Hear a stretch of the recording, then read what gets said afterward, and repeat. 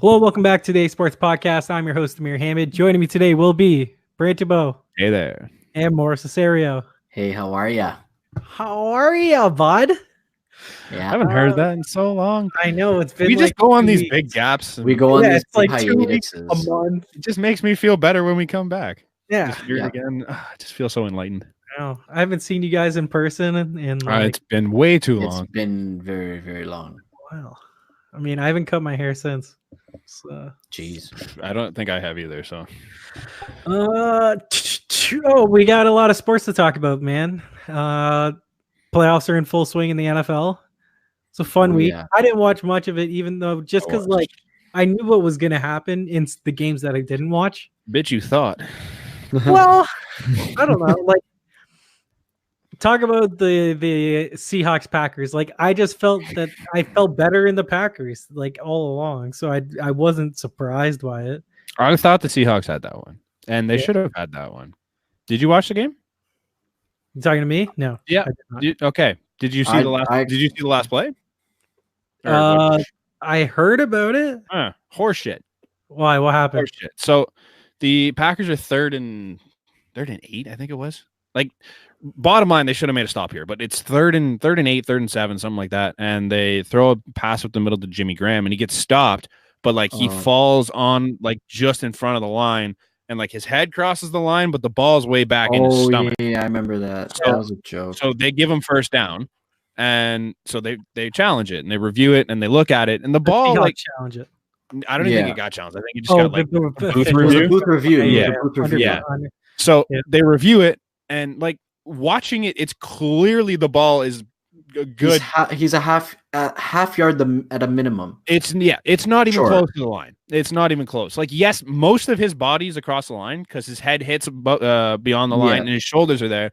But when he goes down, the ball is significantly behind the line. They review it, and the call stands, first down, game over.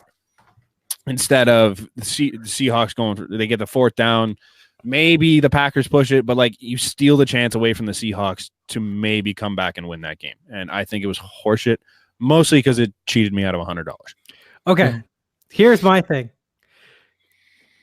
There's this picture that Devontae Adams posted, Mhm. and basically it's that.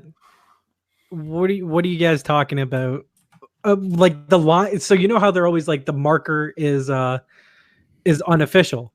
Look at Okay. this picture that I sent you guys on Messenger, and basically you can clearly see like the yellow line is further back. Then it should- It just says downloading photo. Oh, sorry. Oh, there it is. And basically, it's an unofficial line, and you can clearly see that, like, if you take the line of what Yeah. the marker is, Camera angles, though, dude. I don't know. I don't like it. I think it's ridiculous. Either way, the ball's behind that line because the ball is where his hips are. Like, he has it in his hips when he goes down. Like, the ball is nowhere near which part of his body crosses either of those lines. It was a horseshit call either way. I don't like it. was it 3rd down or 4th down? Third and It was a 8. third. They should have third had down. to stop there regardless. Like, it was a horrible defensive play from the Seahawks. They left Jimmy Graham wide open.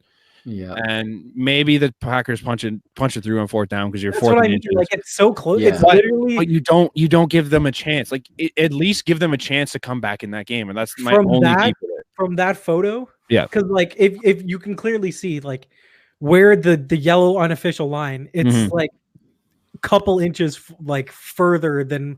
So if you're looking at the original angle, right? Yeah. And if we're thinking it's 2 inches or 3 inches like further up, Yeah. then in Mhm. reality it's not. Like, who knows that angle also? Yeah. Yeah. Like, also. I didn't like it.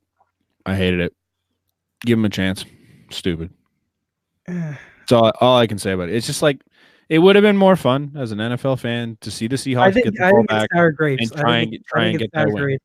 I don't know. I mean, it's always going to be tough to go into Lambeau Field in the playoffs and take Well, a win, So Yeah. especially here's the when stat they also. have things rolling. Aaron Rodgers hasn't won in Seattle, and Russell Wilson haven't won in Green Bay Really? Eh?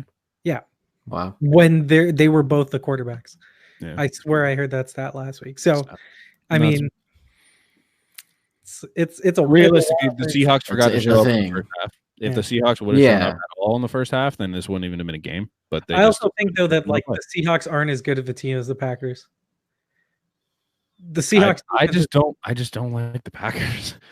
Once you get shut out by the Chargers, I'm just like, nope, you're not a team. I still am kind of interested in the storyline this week of Aaron Rodgers going home to San Francisco. I would have much rather seen passed on him. I would have much rather seen Seahawks Niners Part 3 though, because again, Part 1 and 2 were so good.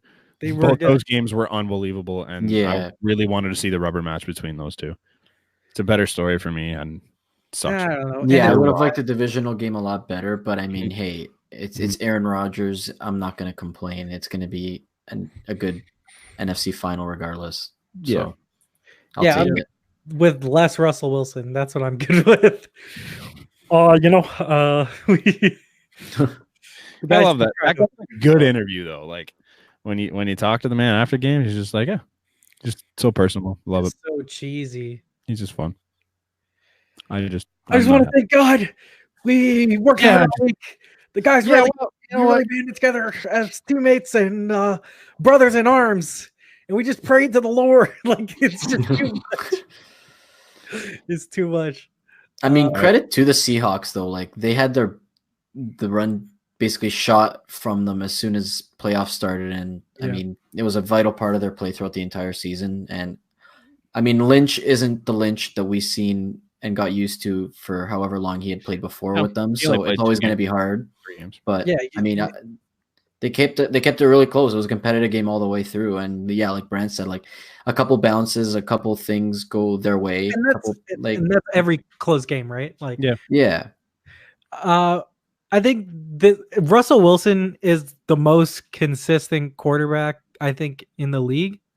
Like if you in terms of a big game, would I rather have Mahomes leading me or Russell Wilson? Like, I don't know. I just believe in Russell Wilson as my quarterback. I don't know, man. After that game, it's tough to not say Mahomes. Anyone that gets 24-0 and then just slaughters. If there's a guy I want on my team, it's Patrick Mahomes. But if there's a guy I want in the fourth quarter when I need to score, it's like I'm taking Russell Wilson. Exactly. That's what I mean. Like, I just feel super safe having Russell Wilson as my quarterback. Let's move on to probably the biggest upset of the weekend. The Tennessee Titans. Yeah. And the Baltimore Ravens. The Derrick Henrys beat the Baltimore Ravens. Yeah. Holy shit. Tractorcito. Yeah. Don't ever tell me that Tannehill had anything to do with that game. Tannehill has to make like 5 throws, and that's it. But that's the thing. That's the whole scheme of the offense. It's run. The one time he threw the ball was on a play action pass to I forget the name of the receiver. Smith? No, it was the 45-yarder. Oh, the wide receiver 4 on their team. Derrick Henry had one less touchdown pass in this game than Tannehill had. Yeah. And we take that in. I think we haven't been here since the Patriots got knocked out, but I thought the most impressive thing was seeing Derrick Henry literally go 75 yards all by himself against the Patriots. Yeah. Because it was run. It was run, and then the 25-yard screen to Henry, and then he just hammers in. I don't think that we've ever seen a guy like this in the NFL in our lifetime, to where he's literally the entire offense and he can just carry him. It's it's going to him and it doesn't matter. And I've brought it up before. I think if you compare all other guys at their position to their counterparts, he's the most physically imposing in comparison. It's not even close. Yeah, I think it was Tyrann Mathieu this week. I think today I saw it where he was he tried to tackle Derrick Henry earlier in the season. He thought he popped his jaw out, they were talking crazy. They were talking in the middle of that game. I don't even remember who they were talking about, but they're like, "Why is it so hard?" Or "Why is this guy so good?" And whoever it was they were interviewing, he's just like, "Man, you don't want to tackle him. He's just huge." It's you get him for the first little bit, but once you get halfway through the game, you're getting run over by this guy every time. It's not fun. Yeah. So then it comes to the Earl Thomas quotes. No, where he was like, "What do you say that New England didn't want to tackle him and stuff?" Yeah, and then Henry post game talking to CBS, sees Earl Thomas going off. He's like, "Good shit, Earl." Fuck, that's quality. What was like just like mid interview? He just sees him walking, like he's talking, and then sees him. Good shit, Earl. I was just like, "Oh man, that is." Who was it from the Titans that I don't even remember who it was from either side, but like he completely mocked them, the Ravens guy after the woo. Oh, I forget which. Yeah. Yeah. That was pretty good. Well, I Like, mean, and it's a cocky ass win. I don't like it. Mark Ingram and Derrick Henry are boys, so Derrick Henry is like, "There's nothing wrong with like it's a joke, chill." Yeah. Because they both went to Alabama and Heisman. Really pretty funny though. Pretty spot on. Yeah, I like the fucking incredible touchdown that Jonnu Smith had to get his one butt cheek down. Oh yeah. Unreal. Yeah. Absolutely incredible. But yeah, like Mauro, you were talking about how basically it's the Eli Manning. Like all you have to do, it's 07 Eli. It's not 10. That's what I said. I said, I mean, it's not about having the quarterback that's going to win you the MVP in the season. I mean, Lamar Jackson had a decent game. Like he put up his 75 plus on the ground. Yeah. He threw for 300 yards. But at the end of the day, like that style of play wasn't the style of play that was going to beat the Titans. Well, the problem was with Lamar, it was so early. I thought he was fine. Like he got an interception, but it wasn't his fault. Yeah, that was just a fluke play. It bounced, and then they caught it. Went up. So all Lamar can't run then in that scenario. And they can't hammer the run game. Mark Ingram's hurt, so that murdered them. And then Lamar's got to throw. And then when you don't have when you're especially then their offense exactly.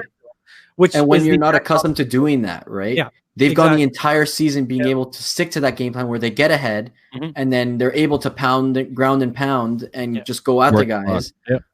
And there you go. Like that's where Lamar he's it's hard to beat him when he's got his game. Like he's gonna go for the 100 plus on the ground. He's gonna throw 5 touchdowns on you in that kind of circumstance. But I mean, credit to Mike Vrabel. Like they stuck to the game plan. Yep. Limit him, make him beat you through the air. And I mean, it worked. I saw like numerous people on Twitter going off about like how overrated Lamar is and how he's relax. Stop, man. Like it was one game. That guy just dominated the entire The guy was thrown in to be the starter his first year. And they make the playoffs. Yeah. He's gonna be the MVP. Yeah, he deserves it. Like and what's the problem? You lost to a team that's a wagon right now and as hot as any team in the NFL. Like you took down like the 45-time Super Bowl champion New England Patriots. You ended a dynasty. That was tough for you to say. Right? Yeah, holy. That took a lot, eh? Holy words. Yeah. English is not my forte today, sorry. But like they just took down the Patriots who a lot of people thought could win it. No problem. Walk through them. Especially with that defense, right? That they've been superb all season. Yeah, sure. I mean, I called this in like week 2, but whatever. I mean, I said last week I was picking Tennessee to beat New England. Like I was just like, I just never believed in that. Played shit teams all year long. That's why their defense was good. I'll stand by that. Yeah, I didn't even think their defense was that good. Like, I just think that they played shit teams and they just weren't good all year. Stephon Gilmore is a talent. That guy's incredible. Yeah, but outside of that, man, their defense is good, but it's no different than any other good defense in the NFL. Yeah, it's above average. Yeah. No, like the one thing I'll say, like you mentioned it before, like it's the 07 Giants. Like you go in, nobody's expecting them to win. Like it's 3 road games, plus they had a must win. I believe it was week 17 when they needed to win in order to get themselves in. And now they're one more road win away from the Super Bowl. Like this is mirroring exactly what I watched in 07. Like it's incredible. And in the exact opposite light, you had the Ravens, who they haven't had a competitive game that they've needed to win all season. Exactly. Like since the Patriots game, I think it was the last competitive game that they had. Yeah, they've just been able to coast. Yeah, and I mean, you sit week 17 because you don't need him. You don't because it's the right thing to do. You think? Yeah, that's a long time off, like 2 weeks off for those guys. I mean. They didn't come in like sharp, like they were good for a little bit, but like there were times where they just seemed off. but it's the right thing to do in terms of you don't want your guys getting hurt. Sure. It's such a big what if, right? Way. Yeah. In a meaningless game, what if like what if Lamar rolls up his ankle and then exactly like it's the last thing you want. The one thing I do want to mention though is like you hate to see it because like you were saying before, not just Toronto sports media, but like everywhere in the world, Lamar is going to go down along with the Ravens as a one and done choke team. Regardless of how you see, I don't agree with it. Yeah, I don't. I feel like a lot of people are going to say that. Yeah, and I hate it already. Yeah, and you had Marlon Humphreys saying like, "Oh, that the Ravens' reputation is to go to the playoffs and choke." I'm like, what? What? You went to the playoffs 2 years. No, but it's 2 years in a row, and that's exactly the narrative people are going to associate to this team. Is it deserved? Is it warranted? I don't think so. I just hear you saying. Yeah, there's a lot of that out there already where people are saying they choked and this and that. Yeah. I think by DVOA, this is one of the best teams ever, and they lost. Oh well, like it happens. Move on. But you got to realize it's the second year of your quarterback. Yeah, this kid, he's still a child, and he is dominating the fucking league. He's our age. I think. He's younger. He just turned 23. So he's my year. He's 97. Yeah. Jeez, that's nuts. Like, can we all calm down? Like Joe Burrow, who just won the national title, is older than Lamar Jackson. Jesus. Ridiculous. It's ridiculous. Wow. What are the games they're talking about? Oh, the crazy Houston Texans, Kansas City Chiefs game. Wowee. Shout out Patrick Mahomes, dude. That guy just hit another level. I wake up, that game, I thought that game was over when I woke up. I was like, I took a nap, wake up, it's 21-0. I'm like, ouch. This game was defined by one play, in my opinion. 4th and 4 on your own 30, and Bill O'Brien decides to go for it. You cost them the game.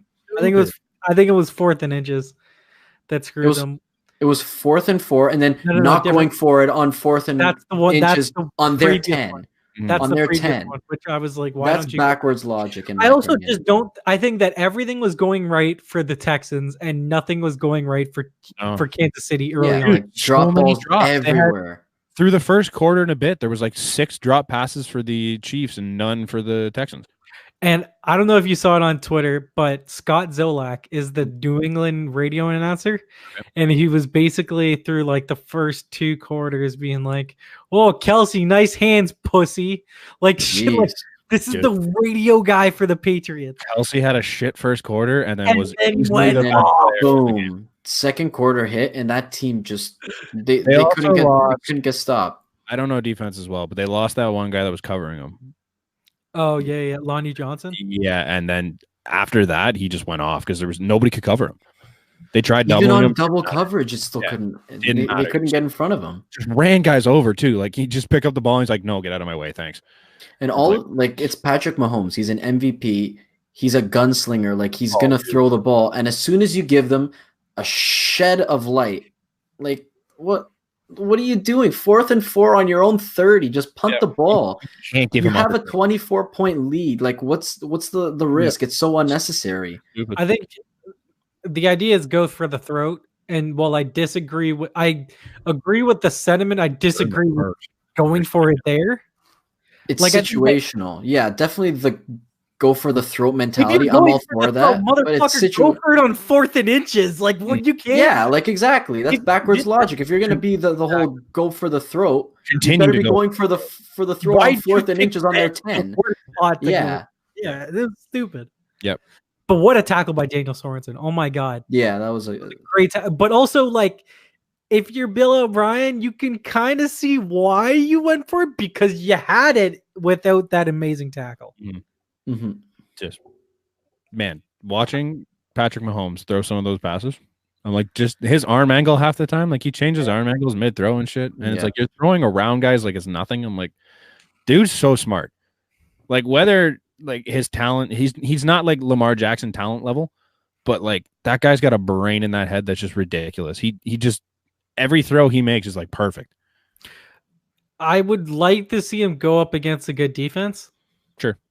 And even Tennessee, like they're good. They're not great. I'd like to see the matchup between the 49ers. Exactly. Yes, give me that. Because like if Mahomes does this stuff to the 49ers, yeah. Wow. He's got that football sense, man. Like he knows when to make certain throws. He knows when to go sidearm. He knows when to go over the top. It's like just so many arm slots that he hits just to just narrowly miss guys all the time. I'm like, that's not something you teach. That's something you have to have. I do want to see like the Andy Reid redemption. Sure. I think that'd be cool. Like after he's been much maligned for like 20 on that guy. And he's one of the best coaches ever in the NFL. Like in terms of offense, like offensive minds, is one of the greatest ever. For sure.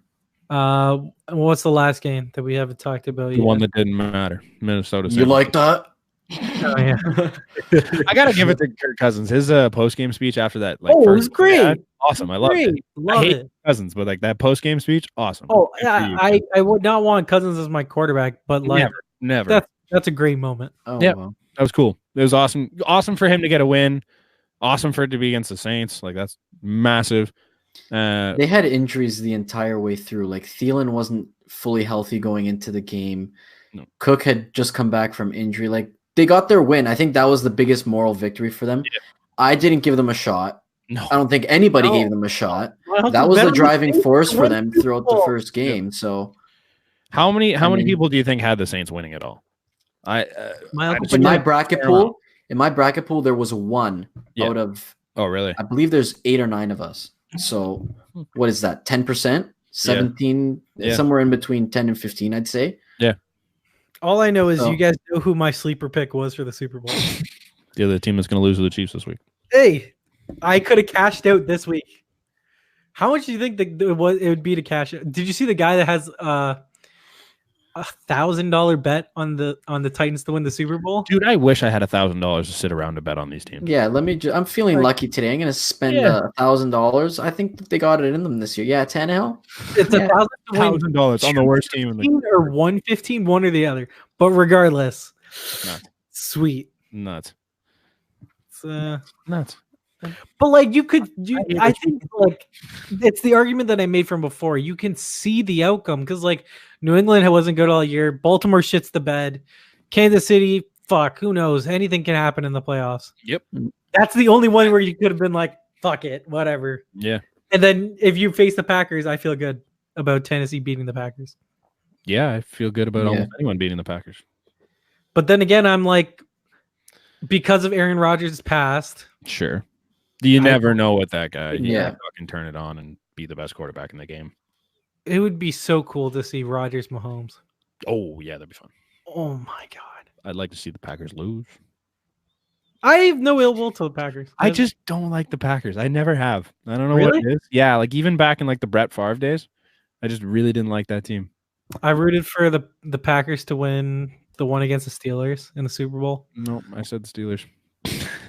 I said Steelers. Now I hate the Steelers, but I don't mind the Steelers. No, I was like neutral on the Steelers, and then Mason Rudolph. Now I'm done. Well, he's not going to be on the Steelers next year. Don't care. Don't care. They put him out there. That's enough. I don't know if is this enough for the NFL to predictions on the next round. Oh yeah. Let's do that. Do you guys want to go first? You want me to go first? I don't really care. I'm saying. What do you want to do by a conference, or do you want to do just the whole thing? All you got to do is give your matchup. Yeah. I think No. Let's go one game by game. Yeah, and reason why. Go. What game we start? AFC. I'm going the Chiefs. I just like the Titans have been really good. I just think eventually they're gonna end this Cinderella story, and I think it's probably against the Chiefs because Pat Mahomes just looks so good, man. If he keeps doing that. It's tough to stop. I took a flyer on Mahomes in his first year as a rookie in playoff and in fantasy, and I've been on the Mahomes bandwagon for a very long time, and it's not going to stop here. So he's the one reason I have them beating the Tennessee Titans. Yeah, it's as simple as that. Now we already know what Amir's choice is. What? And if it's not, well, if it can't be Jameis Winston, it has to be another Alabama guy. It'd be Derrick Henry. I can see the scenario where they win. The Titans? When Derrick Henry goes off 220 rushing yards. Yeah. Is Chris Jones playing or not? Who knows? But if he's not, that's a huge blow to the defensive line.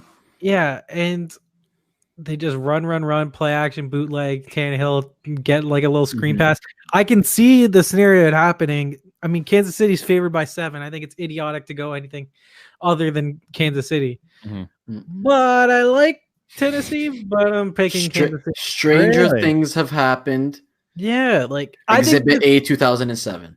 I think it could be very similar to last AFC Championship game, except Kansas City winning it this time. Close game, ends up like field position. Like I think if they shut down Derrick Henry, it's not close, but that's a hard thing to do. I don't think they can. I legit like that's not something that's based easy on just sheer volume. It's so hard because it's so taxing on the body. Just like you guys were saying, like how do you tackle this guy for a full 60 minutes of scrimmage? Right? He broke the record for most rushing yards through his first 5, right? So no one's ever had three games of over 180 yards rushing ever in the 100 years of the NFL. Nuts. Yeah, but even in his first 5 NFL playoff games, Derrick Henry has the most amount of yards. It's like 500 and something yards. Because he was close to beating it. He was close to beating it early in the 3rd. Wow. Yeah. And then they kept running him. I'm like, he was only like 15 back.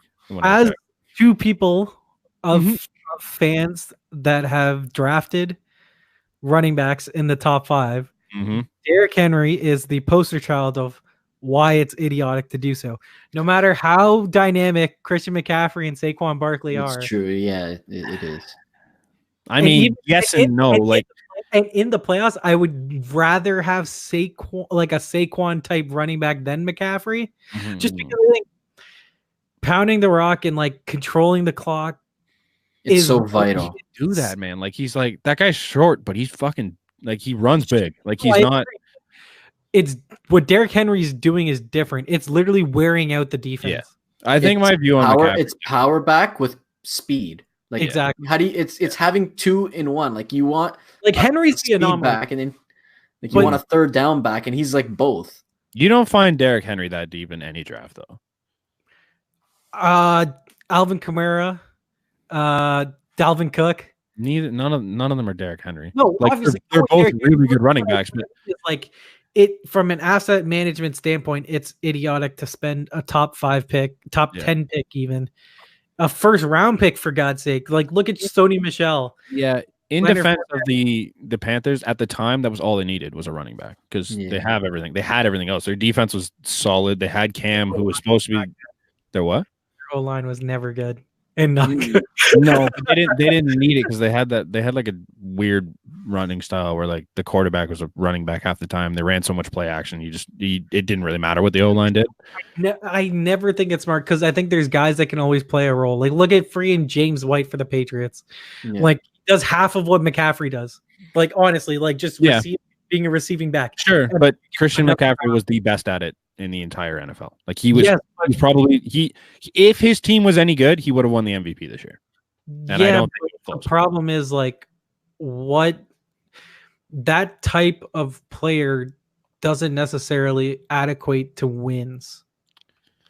Yes, it's true. No, you still need a defense on your other side. It's one part of the thing. Like if, like I'm kind of with Amir in this instance where, I see the running back position as a luxury to have on your team, right? Because it's very, very easy. It's a plug and play position, right? Like you saw it with Le'Veon Bell. Like you throw in a guy like James Conner, great story, and he has a great season. And then it's system over anything. Mm-hmm. Yeah, I don't know. So I just think Christian McCaffrey specifically creates so much for that offense. It's just I think he's a different case than most. But I might be blinded by the fact that I'm a Panthers fan. That's probably having a lot to do with it. No, but even me, like having Saquon at 2, like, yeah, it's great. You get yourself a phenomenal running back, a generational talent, but at what cost is it worth drafting? And there's a reason, and there was a reason that you were drafting that high. Because Brant, when you got McCaffrey, wasn't it not the year after the Super Bowl? There are more pressing holes to fill. No, than getting a running back. 2 years removed. Yes and no. Like it was at the time where they still had Luke Kuechly, Thomas Davis as their linebacker core, and yes, they were older. 35 years old then. Like yeah. But then you also had like Shaq Thompson's there. Yep. There's a couple other. There was Josh a couple Norman was still there. not at that point. I No, think that was the year he moved. he left. Corner would have been up. But yeah, you could have. Yeah, It for was just real. like you had Jonathan Stewart, who you knew was retiring, Yeah. and it was kind of something you just needed. I don't know. I just think his receiving numbers are just too good. it's But crazy. still, If you though, look at every draft. So there's a guy. I say this as an Alabama fan. Basically, Najee Harris is like he's similar to Derrick Henry. Yeah. But he realized that like shit, there's like 10 other running backs that are going out for the draft, and same with Chuba Hubbard of Oklahoma State. The Canadian. Smart. Goes He back. went back to school because it's like shit. There are no other good running backs that's going back to college football next year, like returning guys. Let me go Yeah. back for another year, and Give just him a better chance. exactly. And Like people see it. Like I had seen it on Twitter, and like the media sees it as a bad business decision. But when you look at it like that, where you know Jonathan Taylor's going into the draft and other bigger name guys that are supposed to go, top top round, like. Yeah, it makes sense for a guy like Chuba Hubbard to, spend another year. Like, obviously, the injury could play a part where you never want to get injured, especially going into a draft year.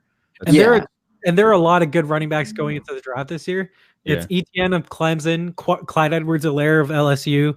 You had Dobbins of Ohio State, Jonathan Taylor, and Georgia's running back. Fuck, why am I blanking on his name? Swift.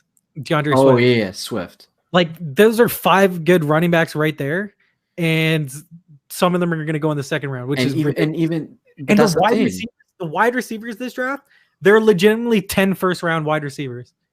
But that's the problem. Like I feel wide receivers and running backs are ones that, but yet, like that's not to take away from the position though, right? Like there's still some game changing ones, but like those are rare as shit. Like that's the one thing I fear for the Giants this upcoming draft. I'm not going to deny how good Jerry Jeudy is, but like to have the Giants pick him at 4 would be stupid. It's fair. It's all about asset management. The wide receiver argument you can have right now, because you look at who would you say has the best wide receiver tandem in the NFL? Falcon. I like the Falcon. Like the Bucks. I'd say the Browns are top 3 for sure. Going into this year, I like the Bucks. Either way, like how many of these teams were any good this year, right? True. Like none of them are like they all have some elite wide receivers. It's the same thing with first round running backs. Who's in the playoffs still? None of them. Yeah. That's what I mean. None of them, right? Like you get a guy like Kareem Hunt in whatever it was, like the second or third round, and Kansas City was laughing. He's a different story.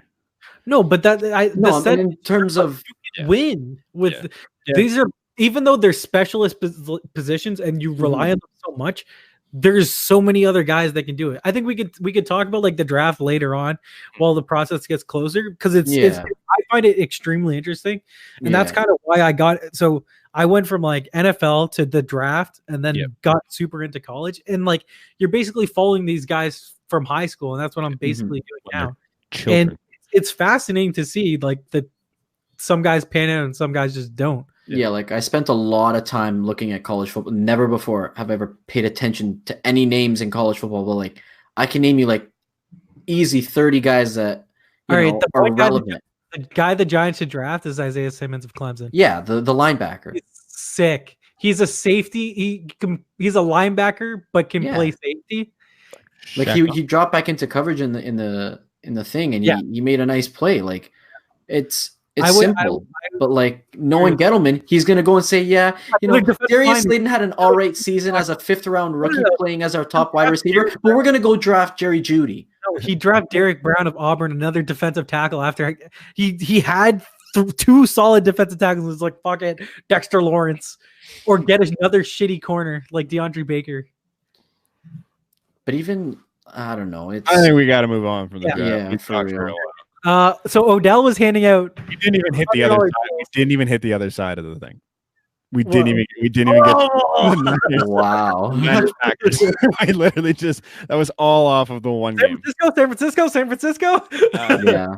I'm thinking the Niners. Depending on what Jimmy G shows up to, though. Jimmy G is either like an elite quarterback in this league, or he's just I feel like as long as if they give the ball to Raheem Mostert, who I think's been their best running back all season, when he's had the time to play, I think they'll win.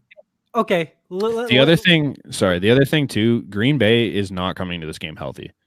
It felt like every play against the Seahawks, they had somebody go down, and whether they're going to miss the game or not, like you're beat up. Yeah. Quickly. Yep. Green Bay should win this game, legitimately, because just look at Green Bay's offense. Mm-hmm. Where are they worse than San Francisco? No spot. Tight end. O-line. Yes, end. tight end. But even George Kittle's a game but if breaker. you're comparing like receivers, even like then it's Like I think Devontae Adams and Kittle are a wash. Yeah. I think they're both receiving cores are bad, in my opinion. Outside of that, Aaron Jones is probably far better than most. Best running back in the NFL. Yeah, and then quarterback, I still take Aaron Rodgers. You take Aaron Rodgers every day of the week. There's no reason why. But the problem, but you take the Packers defense or the 49er. His defense isn't bad. Like not good though. The two Smiths are really good. Yeah. There's a lot of injuries on that, but that whole unit, that's the only thing. The Chiefs. What's more like the Chiefs lose to the Titans or the Packers win against the 49ers? I think it's more likely the Packers win. I agree with that. Yeah, but I think it seems like two lopsided games because they're both. I think home teams are favored by 7 points, but you can talk yourself into, the two underdogs winning. Jimmy G could easily be the worst quarterback in the entire conference championship weekend. Like this whole weekend, he could easily be the worst quarterback here. No, I would agree. I think he's already the third best quarterback. On the flip side, he could also be the second best. I wouldn't put him. Like you never know which Aaron Rodgers is going to show up this year. Like there's been times where he just doesn't look like Aaron Rodgers. Yeah. But there's been times where Jimmy G goes out and throws for 500, 600 yards. Like it's nuts. I think it's really situational, right? Like, let's say the Packers get off to an early lead where the 49ers aren't able to execute their fantastic, run with their three running backs that they always seem to do every single game when they go up. Yeah. And then they force the ball into Jimmy's hands and force him to win them the game. That's where force him to do it. He's done it though. This is the thing. Like there's times when you look at Jimmy G and he can sling the ball, man. Like he's done it. No, I believe it. I believe it, but I think a lot of that game rests on his shoulders, depending on what he can do or what their running back tandem can do. But I believe in the running back tandem more than I believe in Jimmy. Sure. There's more confidence in it because like it's more tried and true. It's weird because don't you kind of trust Ryan Tannehill more than Jimmy G going into the playoff game in terms of what they have to do? In terms of what they have to do, you know what I mean? Yeah, it's a lot. There's a lot less pressure on Tannehill. Yeah, wall of a mountain running through the middle of the thing. It's a lot easier to do that. He's the secondary option. He's the quarterback, and he's the secondary option, right? It's like. They let Derrick Henry throw touchdown passes. He's definitely the secondary option. Yeah. Let's run an end around for AJ Brown instead. Like, yeah, for real. But the thing is, like, Tannehill's been making smart plays, like the goal line run he had, the throw to Johnny Smith. That's brilliant because the entire defense runs over to Derrick Henry like he's getting the ball, and he's just like. The funniest part about the Derrick Henry jump pass. When does the jump pass ever not work? It works like every time. 100%. 100%. Yep. So he throws a perfect spiral for a touchdown, Derrick Henry, but then he had Marcus Mariota wide open on the other side. Like he had both sides. Yeah. And no one. Good play call. I know. Yeah. All right. So we all have across the board. Chiefs Niners. Red on red. That won't be a good uniform matchup. It'll be red and white. If the 49ers wear those white throwbacks, those would be sweet then. And it makes the game better. All right. So Monday was the national championship game for football. And the LSU Tigers won. Yeah. SEC. But fuck LSU. Coach O is sick. I don't even know how to pronounce his last name. Like, Orgeron? At Orgeron? Orgeron? I just kept calling him Oregon because it looks like Oregon. Go Tigers. Love it. Love him. Yeah, like he'd be a great coach. He was in The Blind Side, right? Huh? He was in The Blind Side? Yeah. Love it. Yeah. Big actor. Yeah. I just realized that he was in it. Like as I can hear that kid really pep with the gumbo. Yeah. That's all I remember from him. So here's the thing about the game. Clemson got up early, and then LSU just poured it on. Not surprised at all. I had LSU in the game. Yeah, they just flicked the switch and dominated after that. Yeah. Basically. Yeah. It was weird because Trevor Lawrence didn't play well. That is a weird looking dude, can I just say? Oh, buddy, the biggest nose. Like he reminds me of like Ronnie Bass. Who? Like, remember the Titans? Sunshine? No. No? You've never seen Remember the Titans? I haven't watched that in such a long time, but I think I know who you're talking about. I don't watch movies. You've never seen Remember the Titans? I can't get myself to sit down and watch a movie. You've never seen Remember the Titans? Half-hour college football game, but I can't. Yes. Sunshine, yeah. Oh my God, look at that. I look up Sunshine Remember the Titans on Google. You've never seen and they have a face comparison of Trevor Lawrence and him. Dude, I'm telling you. It's a thing. It's a thing. I believe it. That's no longer an issue. You've never seen. How do you call yourself a football fan if you've never seen Remember the Titans? List some other. How do you call yourself a sports fan if you've never seen Remember the Titans? List some other famous movies that Doesn't matter. I don't even care. It's not the point. It's not the point. The point is, you call yourself a football fan and you've never seen Remember the Titans. The Blind Side, baby. Sandra Bullock. Gotta watch that one. Sandra Bullock. Denzel Washington. Who's that? Oh. Okay, so Thank then you for listening to the A Sports podcast. And basically handing out $100 bills to Justin Jefferson. I saw. Yeah. I don't know if bring it to other players. Jefferson ends up going pro anyways, but LSU had to come out with a thing where a statement where Odell was handing out fake $100 bills, and basically Joe Burrow went on Part of My Take, and he was like, "No, they're real bills." What was the line? It was like, I'm not a college player anymore, so I can just straight up tell you it's real. I'm not an NCAA athlete anymore. I love it. I mean, you just fucked the Tigers, but hey, oh well, you're not there anymore. They'll still retire his jersey. It's all going to be fine. King of Louisiana right now. It's insane. Did you see him post game when he's just hacking? Did you see the hack? That's great. No, I didn't see that. He had let me send you the photo right now. I just saw him chilling with a cigar. With a cigar, that's great. And then Coach O was just like, "Hey, easy on the cigars, eh?" Yeah. Fucking loved it. So good. He was chilling. He mossed up in a. Yeah, I'm sending it to you now. Okay. In a Big Dick Joe hat in a bar somewhere. Either way, this is not a great look for LSU. It's not one and done, baby. One and done. Yeah, I was gonna say it might not be a very great next season for them. I mean, here's your quarterback, so who's gonna get one? I think Tim and Sid were saying it today. They're like, "Oh, they have a chance to go back next year." I'm like, "No, they don't." Who said that? Shut the fuck up. I'm like, no, they don't. God damn, you guys don't watch college football all year and have the right to talk about it. They won that game because of Joe Burrow. Sorry. Yeah. I'm like, well, honestly, I'm interested to see, and this is the same argument for Tua.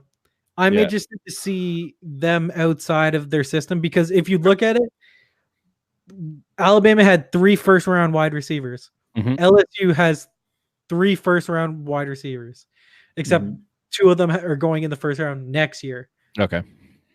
It's just a fact. Henry Ruggs is going to go in the first round for Alabama.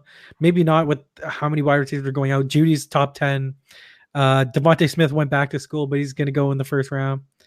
Then on the other side, you have Justin Jefferson, who absolutely went off this playoffs. He's a first rounder. Jamar Chase is the first wide receiver drafted next year. He's a stud of studs. He won the Biletnikoff this year, best wide receiver in college as a sophomore. And then you got Terrence Marshall also, who's genuine question. Randy Moss's kid. Yeah, Thad Moss. Yeah, is he going in the? I've heard him going pro. He's like a day 2, second, third rounder. Yeah, maybe 4th, 5th. He's no Randy Moss. No. I don't think he's I don't think he's that great. I don't think he's good, that good. Yeah, but who knows? Just curious. I didn't even know he existed until this weekend. So. Yeah. He started at Nevada, I want to say, or Utah State. One of the other. Might getting it mixed up with Ray Lewis's kid. It's similar. His junior went to like this other school and then transferred to LSU, or like to how Thad did. But yeah, I don't know. Odell's like the weird part was Odell never played under Orgeron. No, he went to LSU though, right? He was LSU. Yeah. He like Orgeron. I don't even know if he was an assistant at that time when Odell was there, but like maybe he was. But it was under. He played under Les Miles, so that was kind of weird to me. Just it's his alma mater, and you're gonna be there. Yeah, but like let the kid shine. Sure, you did kind of just take over the story. I didn't have a problem though, like him handing out the like. Who gives a shit? Yeah, I could not care. Like, guys are getting paid regardless. I don't care. You're not doing it on camera though. Dude, it's insane. So in recruiting, like the website I subscribe to 24/7, basically all the message boards, when a player commits to a school that's not yours, they'll be like, "Oh, the bag man from the other school, he dropped the $100,000 cashed in, eh? Yeah. Why'd he go to LSU? Well, he's got $150,000 reasons why. Like everyone just blames paying players, and it's just like, who knows? Yeah. They probably do. I don't give a shit. I think they should be paid. I think it's ridiculous that they don't. But I think that it's happening or going to happen. Yeah. You know, it's a fun story to follow, and it'll be interesting to see what they hand out punishment wise. Because you got to guarantee. I don't think they're getting punished, dude. That's tough. It's like it's one thing to do it behind people's backs, but like when there's open video of OBJ just handing out cash. Yeah, it's not a good look. Yeah. When it's in the rule book, not a good look. I think it was just like a memeable thing, like, oh, look at me. Like I don't think it's that serious. Yeah. All right, moving on. Actually, first. So Luke Kuechly retired from the NFL at 28. And basically when Brant brought it up yesterday, I was just like, yeah, I could see it because like it wasn't last season. Did Kuechly have a concussion last year? He has 10 in the last 2 years, apparently. Like you should. I thought he was going to retire the year before when he had a concussion, was out, and then had a concussion like immediately when he came back. To put things in a little bit of perspective, I have 7 in my life, and I have trouble remembering things. Like there's some things that just like slip my mind because I can't remember it. Right? This guy's had 10. We're recording a podcast. Yeah, like one of something like that. Jeez. Right? But like this guy's had 10 in 2 years. Like he shouldn't have been playing football. Like CTE is a real thing, and you should be a little concerned. I don't blame him. And with like the Aaron Hernandez documentary like out today, fuck, you know, like it changes people. Yeah, it sucks. It's a tough loss for the Panthers. That's a huge hole in your defense. He was, I'd say, arguably top 3 linebacker in the NFL still. Yeah, despite being hurt all the time, and you can't fill that hole. It's going to be tough, but like it's one of those things that after all these injuries, you have to do it if you're Luke Kuechly, and it sucks. I think him and Patrick Willis are extremely comparable in terms of like player I think they're legitimately the same player. It'll be interesting to see like when the Hall of Fame comes around. Like I think that what do you value more, the longevity and like the accumulation of stats or what he did when he was there? Exactly. The pure peak of the power that you saw this guy play. Well, this is the 3rd guy this year alone, right? Because him, Luck, and Gronk are all this year. It's an ongoing trend, man. Like the longevity of these players' careers, like it's starting to close. And it's starting to get smaller, right? Yeah. Like, and shout out to Marshawn Lynch because he had literally the best quote. It's like, what was it? Take care of your bag. Take care of your money. Take care of your chickens. Take care of your mentals. Like it's literally the most perfect thing. I think it was part of my take talking about it. It was basically like Marshawn Lynch is the smartest person to like use the least amount of English or like the language. He's the smartest dumb guy you'll ever meet. Exactly. Incredible. But look at the comparison I gave with Willis and Kuechly. Both 7-time Pro Bowlers. 7 8 seasons for Kuechly. Sorry, 5 first team All Pros. 7 Pro Bowls in 8 years. Huh? 7 Pro Bowls in 8 years for Luke Kuechly.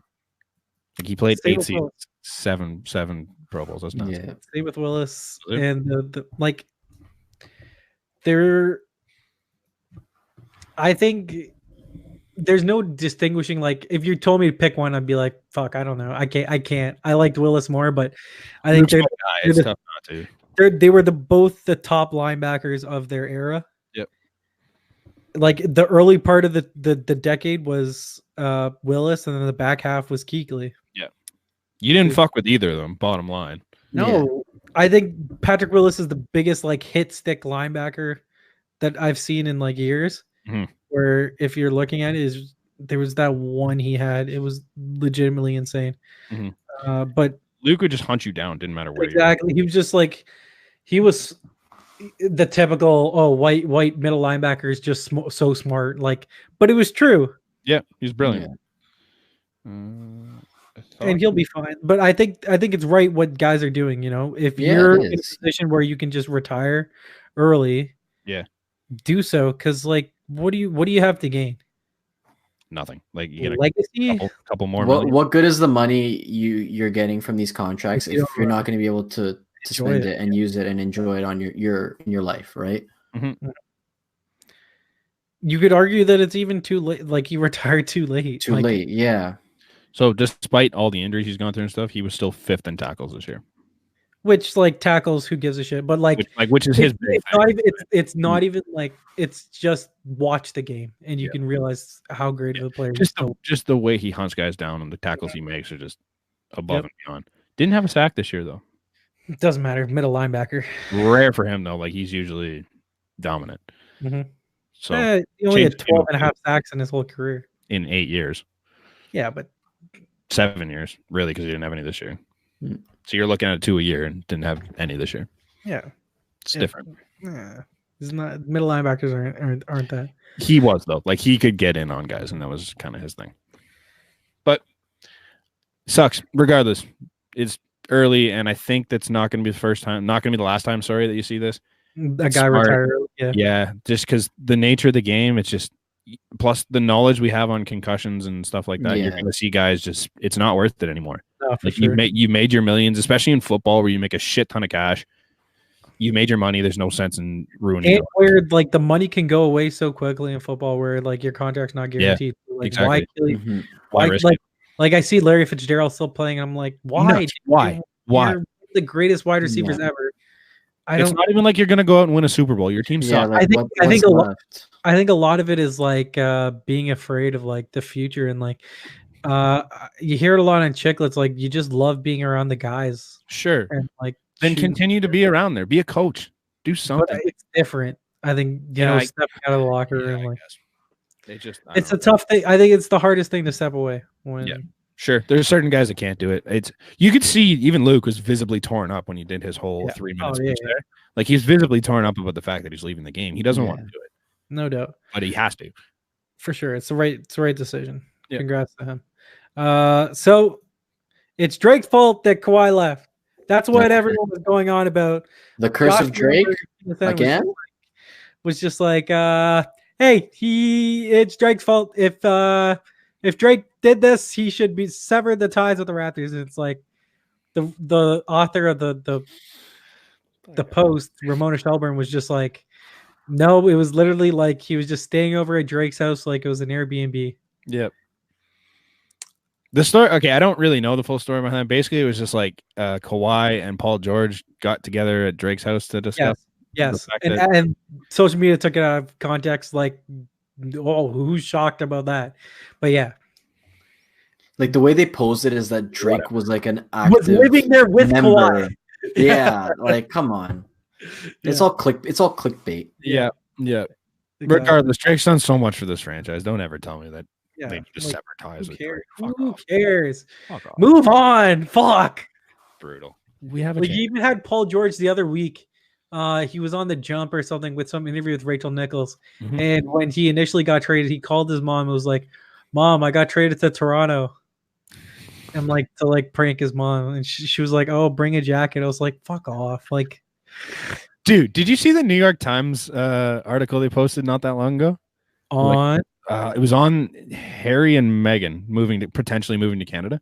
And who gives a no? Okay, so not even the story, but like the post they had on Twitter basically said, yeah. That was like, Canadians are excited to have some razzle dazzle in their life, despite their cold fucking stale country or something like that. I'm like, get the fuck out of here! Like, we're not even that much colder than New York. New York's colder than fucking, like, get out of here! Don't give me that. Sorry. My igloo's got heat, thanks. But Jesus Christ. The post did what it was supposed to do. Yeah. It ruffled some feathers and it got attention. Yeah, we should have bet on the Raptors to win. Are they up? They're up 11. There's like 8 games I wanted to pay attention to tonight that I almost parlayed, but I just you should have done it. I can't bet basketball. I'm scared. Why didn't you ask me? Man, you would have agreed with every one of the picks because they just all seemed like easy games. I would have, you know what I would have done? I would have just went like money line on like. That's what I was. I had 8 money lines that I was. Yeah. I'll read them off because I had the Celtics over the Pistons. I would have lost that one already. Why? What happened? Well, they're down. Well, they might come back, but they're down now. I had the Sixers over the Nets. Okay. The Heat over the Spurs. Raptors over the Thunder. Yeah. Rockets over the Blazers. Yeah. Mavericks over the Kings. Yeah. And Lakers over the Magic. Yeah. Like, they just seem like gimmies to me, but. And well, the Celtics are only down 6. Yeah. Brooklyn's up 7. Yeah. Heat tied at halftime. Wizards are. Did you have Wizards? Didn't take Wizards. Didn't take Pacers. Good. You didn't pick. Did you pick Timberwolves Pacers? No, I Denver. Probably would have picked the Pacers on that one, but I didn't pick Denver either. No. Why would you pick Denver? I don't know. I just didn't include it. But okay, but yeah, like I think it's talking about the NBA. It just seems really easy. Zion's debut next Wednesday. Mark it down. We all have to watch the San Antonio Spurs. Wow. Yeah. Who wants to watch the next Spurs? Wednesday? What else is going on next Wednesday that I would rather pay attention to? Let me look it up. 22nd. I don't think there's hockey. Oh, the Jets and Blue Jackets. Wow. The Red Wings and Wild. I mean, Rap Sixers. Right, hey. Rap Sixers. Rap Sixers. Perfect. With no Embiid. So, but I mean, it's not like you made an impact last time. Hello. Didn't he score no points? Yeah. Love it. Yeah. Will the Raps have Fred by then? Probably, right? Yeah. Yeah. So. Yeah. Nurse said we're fine. He's coming back on one of the games this weekend. Yeah. Oh well. I can't wait to see Zion. It's cool. I'm excited to see him in the NBA. The injury scared me so much, like just because he relies so much on his athleticism. But if he's back and healthy, holy shit! Yeah, it's must see TV. Kind of just highlights every night. You hope. Yeah. Yeah. So we were together 2 weeks ago, right? And we didn't even talk about Hyunjin Ryu signing with the Blue Jays. I love it, man. I said it in one of our baseball podcasts early in the year as a joke. I'm like, man, they should just sign Ryu. Like, the guy's incredible. He's a good guy. Sign him. And they went out and did it. I'm like, no way. I thought I was joking about it. And the fact that they did it, I love it. It's incredible. Yeah. Yeah. And that's the thing. Like, he's going to be a favorite Blue Jay for a lot of people. I promise. Yeah. But was it a little much in terms of money? Yeah, but like you have to do it anyway. Yeah, like at that point, go ahead. No, like at that point, like the money, I don't think is a big. We're gonna haggle over a couple $1 million. Like fuck. Yeah, like just pay the guy. If you're gonna make the move, that's not even that much. Like it's 20 over 4 to 5, and you're still only like 21st in payroll, anyways. And you can have a payroll. Spend it. You can spend that money. Who cares? It's baseball. Who cares? This is nothing. You're not spending. It's next to nothing to pay for a guy that was a Cy Young finalist last year. Yeah, I love it. Are you paying Troy Tulowitzki the same amount this year? I think so. Good Lord. Like, yeah, no, I love it. The guy, is he going to be the Cy Young contender that he was last year? No. You never know. No, I doubt it. Can he be a solid number 2? That's what you're getting paid. That's the money. I think he could be a good number 1. Well, he was a good number 1 in LA. He was the number 1 for most of this year. Yep. And I think if he can be that here, that's awesome. Yeah. Man, $20 million for that? You're not paying 38 like a second or third starter even. Like on a championship team, like you see the money that like Patrick Corbin got last year from the Nats. That's As their third starter, like it's less than that even. So I mean, what are we arguing for? I think it was just the biggest win for the Shapiro Atkins front office. No, like, 100%. Changed the sentiment with that front office, like 0 to 100 in literally an hour. Yeah.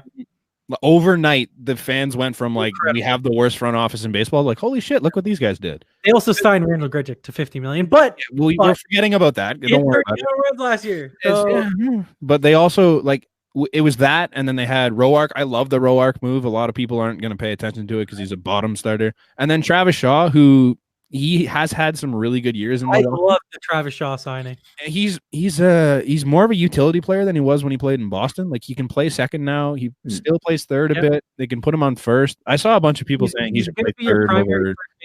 Yeah, I saw a bunch of people saying he should play third over Vlad. I'm like, stop. Which I mean, I don't hate starting him there. No, sometimes like I think that's logical. You could put him at 2 and you can move Cavan to the outfield if you need it. Like it opens up a lot of options, and I really love that move. They've done some really smart things. Like even I'm gonna butcher his name, but it's like Shun Yamaguchi. Yep. Yeah. There you go. Right. Like even that signing, it's like, you know what? That's you're putting a flyer on this guy, and like maybe he turns out to be good. Maybe he's like a 4 or 5 or maybe a 3 starter in your rotation. Maybe you put him in the bullpen. I think, and they have him like competing for the 5th, and he's in the bullpen if not. Who cares? Which awesome. You're not really paying $4 or $5 million. Yeah, 6 at the most, 2.6. I think it was. I've been at the top of the let's hate on. I was just about to say that. And I've been on the absolute opposite side because I'm like, I've been like, I haven't like a lot of the stuff that Atkins has done, but this year I look at this, I'm like, you know what? They have built a team that I want to go see. Yeah. This is coming from me who went to 12, 13 games 2 years ago and then 1 last year. Yeah. The thing is, I believe in Shapiro. I don't know about Atkins yet. No, I don't. Because he's an unknown quantity. At least Shapiro, he has a track record of doing a lot with not a lot of resources. A different market than what we have, I think, and that's why for sure. But that should only make it better. Yeah, in my opinion. Like, but I'm still not 100% sold on the fact that he can succeed in the market that we have. Like, he's good for small market teams, and I think he did a great job in Cleveland. But I don't know how well that translates here. I think it'll be interesting to see, like, can we keep our own guys? I think that's a major thing. Real tough to do. We have the money to do so. Yeah, there's no reason why we shouldn't. The one fun argument I like to have, because you brought it up about a month ago, 3 weeks ago, where you're saying sign these guys now because why not? They'll just take the money. The problem we have right now is that our 3 biggest stars, it's like young stars. Sorry, well, not even that. It's like you have Vlad Jr., Bo Bichette, Cavan Biggio, all 3 of their parents are major leaguers. Or were major leaguers. Agreed. And the money isn't as desperate. No, I agree. They're not hurting for money, right? It's not like, oh my God, look at how much money we're getting. It's like, no, they have that. They're looking for this level of money, which sucks because you could do what you did with Albies and Acuna out in Atlanta because 2 guys that are first generation players. Yeah. And they need the money. Our guys don't need the money. So it's kind of tough. Hopefully one of them does it. That'd be cool. Try. Yeah. It's worth a shot. I mean, and when I mean one of the 3, I mean Bo and Vlad. Like, get one of them. Yeah. Honestly, I wouldn't even hate Cavan at this point. Like, he looked really good down the stretch last year, and he's got more utility abilities than the other 2 guys do because you can. He's got a very good eye, but he also incredible getting on base. No sense. Yeah, that's weird. Yeah. Contact rate's not great, but he gets on base a lot. Yeah. The one point I wanted to make was like you said before, Brant, like I was very big on the what are these guys doing? Like hate Ross and Shapiro train. And I think this was a really productive offseason. Like you're bringing in a lot of serviceable guys that can benefit the team. Like it's a very young core, right? Like Vlad, Bo, Cavan, like they're the future of the team.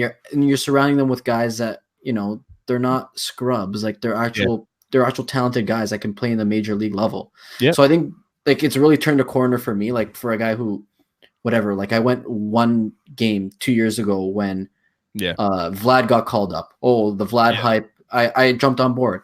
Last year, they bring up Bo, they bring up Cavan. I went to like 3 or 4 Blue Jays games. Yeah. Like it's starting to grow on me where like I'm starting to become interested again. So like credit to the guys. Like they've been a work in progress in terms of me, and my opinion's changing ever so much now that they're doing these things. So I mean, credit to them. Like it's made me happy. It's just showing that you guys actually want to turn this thing around. Yeah.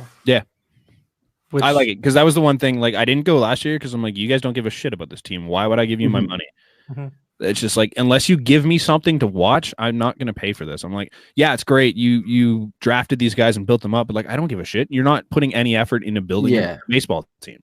You're just drafting guys. And you're stranding them there with nobody. It's great. It's great to draft up teams and do all that, and it's a really good way to win. But you also have to sign guys and bring guys in that can help these guys and help your team win. And they haven't done that until this year. Let's talk about something else with the Jays, the new powder blue jerseys. And I think like it's a love-hate with this. I love it. I don't know about you guys. I love it. I loved them at the time. Like we're talking about the retro like Roy Halladay ones that they wore. I mean, they date back way before that, but also like I'm kind of torn because these jerseys would look so much nicer if it wasn't inside the Rogers Center, if you know what I mean. Okay. Like I just think it looks so much bleaker. We just need a new fucking diamond or a new stadium. Yeah. But I'm not opposed to it. I'm interested, like, is it going to be all powder blue? Is it going to be powder blue? I'm hoping for like that, the Blue Jays across the chest with the big Jays logo underneath it. Like those powder blue ones. I really like those ones. Yeah. I don't want them to go with like what they have right now, but in powder blue. I think that would look weird. Nothing's released yet, right? Nothing. You find out this week. Just the big. It's just the big tease. I've always been a big fan, like Roy Halladay, and even before that, like they had, like you said, the Blue Jays across the chest with and then the logo. Yeah. Like I was always a big fan of that one. Yep. It'll be interesting to see. Do you think they go away with the red? I don't. I never liked the red. The red's weird. I wouldn't hate the red if they had red everything else, but they still do like blue helmets and like blue socks and like blue a bunch of other stuff. I'm like, that looks so stupid. Because red and blue as a team doesn't really work. Sorry, Rangers. Are we going off the Jays in a second?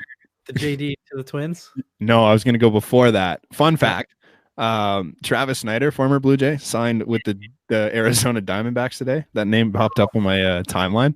I'm like, Jesus, 15 years he's been playing, and he's still playing with the Diamondbacks. He was what, right field? Yeah, best 4A player the Jays ever had.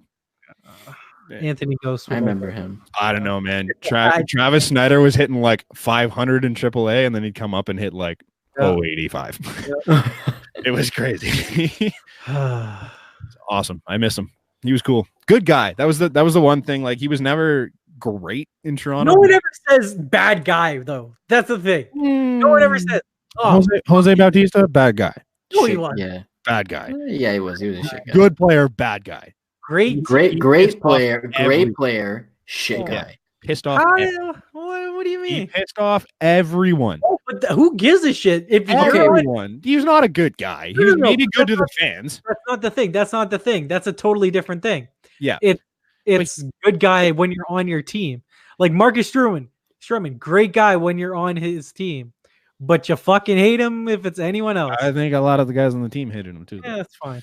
But for me, it was just Bautista. It was just like probably good to the fans, not a great guy. It's just Travis Snyder was one of those guys that you loved. Didn't matter who you were. Nah, I didn't like him. I love him. You didn't like him because he sucked. There's a difference. But just as a human being, he was just a genuine person. Here, let me I'm look. glad to see he's still playing somewhere. All right. He won't cry. Travis Snyder. What year did he get drafted in? 2008? 2006. 14th overall. Yeah. Here are some guys that went after him. Not a lot. Jabba Chamberlain. That's the best. Yeah, that's a depth draft. That's for sure. Okay. Other MLB drafts are just Zach Britton. Okay. Alex Cobb. Justin Turner. Oh, you know what? Justin Turner, you can't look at because that guy wasn't supposed to be anything and just turned himself into a superstar. JD Martinez.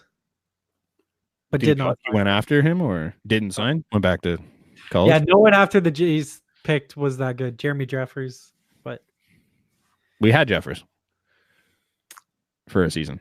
Yeah. And then he became good after. Everyone that comes here gets better after they leave.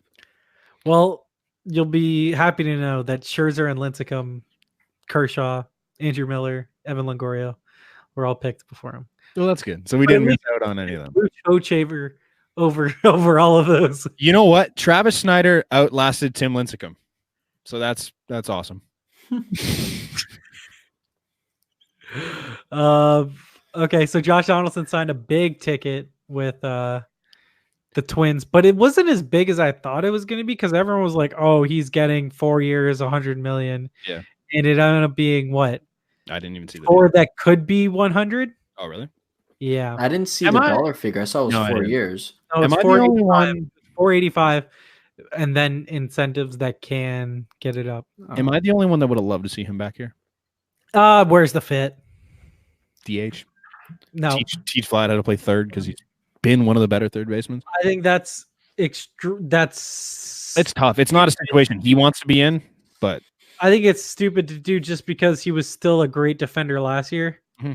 So what? I think you split time at third with Vlad and then have them rotate. 4.5 more at third base. That's it. That's a play every day type player. Then DH Vlad. Yeah, I don't know. I just really like Josh. I had it first. I had him. If anyone read our what do you call it, most influential article, I had him as the most influential athlete of the decade, just because like he did so much for the Blue Jays, and he was one of the best Blue Jays we've had in the decade. When was the last time the Blue Jays ever had an MVP player? George Bell, 1987, 84? 87, I think. Yeah. So, yeah, it's cool. I would have liked to see him back. I'm gonna enjoy seeing him in the division again, or not the division, sorry, the AL, because we don't really get to see him a lot when he plays for the Braves. And he also raked every time he in Minnesota. Yeah, him and Joey Bass always raked. I felt like all the Jays just dominated there. Well, yeah, Eddie was good there too for a bit. Minnesota sucked ass those years. Yeah, but yeah, it'll be fun to see him raking back in the AL. Twins are gonna be good, dude. Yeah, good this year. I think they got better. Pitching for you. Yeah. So it'll be fun. I like it. Here, we'll give you Ryu. You give us Barrios. Yeah. We'll give you Ryu. I don't think it's a 1-for-1 deal, but yeah. No, we'll give you Ryu. Give us Rosario and Buxton. Let's go. Jesus. So the biggest story in sports, I would say, is the Houston Astros and the Red Sox. Fuck both of them.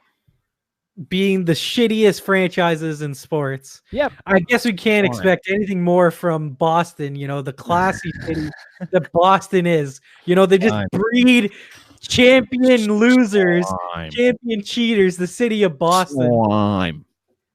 Brutal. Fuck them both. If you ever thought the Astros were good people, fuck you. What a sham. Unfollow me. Did you get what was the pitcher? Was it Phil Hughes? That said, can we erase the stats of the three guys, Altuve, Correa, and one other guy? Is like, yeah, can you just erase them? He goes, they lit me up, so we just get rid of that. And I think there was like underneath that thread, like there was a guy that actually had their career numbers. I think like Altuve was like 6 for 6 or something. I want to see if I can find that now. That's awesome. Yeah, I love that one. I'll put that in. Honestly, shout out Mike Fiers. Like, I think that's one thing that kind of gets brushed under the rug. Like, good for him for coming out. I've said it already, but I'm glad he came out and did this because, like, nobody would have ever said anything. What was the name of the pitcher? Also, fuck Alex Cora. Fuck Alex Cora. Like, this is all stemming from him for the most part because apparently he tried to set up monitors in the Astros dugout twice, and AJ Hinch destroyed him both times. And then finally they went with it. But, like, Cora was pushing for this for, like at least a couple of years before they finally did it. And good riddance. And basically, so Cora gets fired before the investigation even really starts. I would really love to see what he's going to get. Well, I mean, he's canned. Do you think I know, but like he's still going to get suspended or something. Yeah, I would assume so. So Hinch, so the penalties that were basically doled out was Hinch and what's his face, the GM of the Astros, Luno. yeah, Jeff Luhnow, were both suspended for the year. Not even really a year. It's basically now until the end of the season. Mm-hmm. And then the Astros, which look, the penalty is this: they get docked their first and second round draft picks for the 2020 and 2021 draft. So two straight first round picks. I would assume that Boston's gonna get the same penalty, if not more. I don't think more, but okay, same idea. The one thing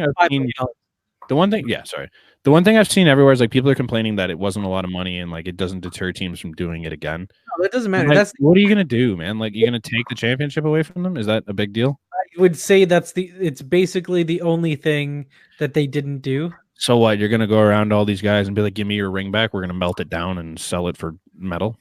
Like what's like, man? They still want it. They're still gonna consider themselves champions. They don't. The reason why that baseball can't do that, they can't set that precedent. No, that you can take it away, and also it's such a black eye on the sport. Yeah. If they take away a title and just be like, we don't acknowledge a champion for those 2 years, 2 straight. Yeah. No. Come on. And then teams are going to be outraged. Yeah. Like then if you say that they shan their way into a title, how do you award a champion? It's not right if you just be like, oh, the Dodgers and was it the Dodgers in both years? The Dodgers didn't have 2-time World Series champion. No. Apparently people were talking about holding a World Series parade for the Dodgers. And like having that parade, because they were just saying do that, and then Darvish came out. He's like, "Well, if they do that, can I come?" Yeah, because he was on it for the 1 year. I'm like, "That's hilarious." No, it's actually really funny because in soccer they actually have done it. Like Italy, they had like scandals where the team here, Juventus, we had like 3 or 4 championships taken away because of a scandal that was basically league wide for like a 3-year span. You can take like there's a precedent of doing it in like the NCAA, right? Mm-hmm. Like USC, and then you just don't acknowledge a winner for that year. Like it's kind of stupid in principle, but like, what more do you do, right? Like they cheated. They used means that go against league rules to win. So what do you do? Like you said, like you have to set a precedent, and like as harsh as it may be, like they got what, a year's suspension each. Yeah. So they're done. It's deserved. No, but it's deserved. That the Astros should be punished, not the guys. Like like when people are like they didn't find them enough. I don't give a shit about finding them. Like that's it's the max you can do. It's not the owner's fault. No, that this happened. No, he had nothing. Like yes, he was complacent to it, but like he might not even have known. The Raptors are up 27 right now. So should have bet. But yeah, they like it's not like he knew. He might have known. I haven't seen the full investigation. I don't think we ever will. But like it's not. You can't punish him for the fact that your coaches were a bunch of dickheads. Agreed. But this however, is they also banned what was his name? Brendan Tubman. Yeah. He got banned within that same thing. Like in the same way down the law, he got banned like completely from baseball. Oh, damn. So I don't know if it was this. Like I don't know if it was from that or from like the comments earlier, but he got in that same thing. He got banned. So no, the one question I wanted to say is like, how does this coincide with like the whole steroid use thing? Okay, because, like, so I argue. I think it's interesting. Yeah. So twofold. I'll get to that after.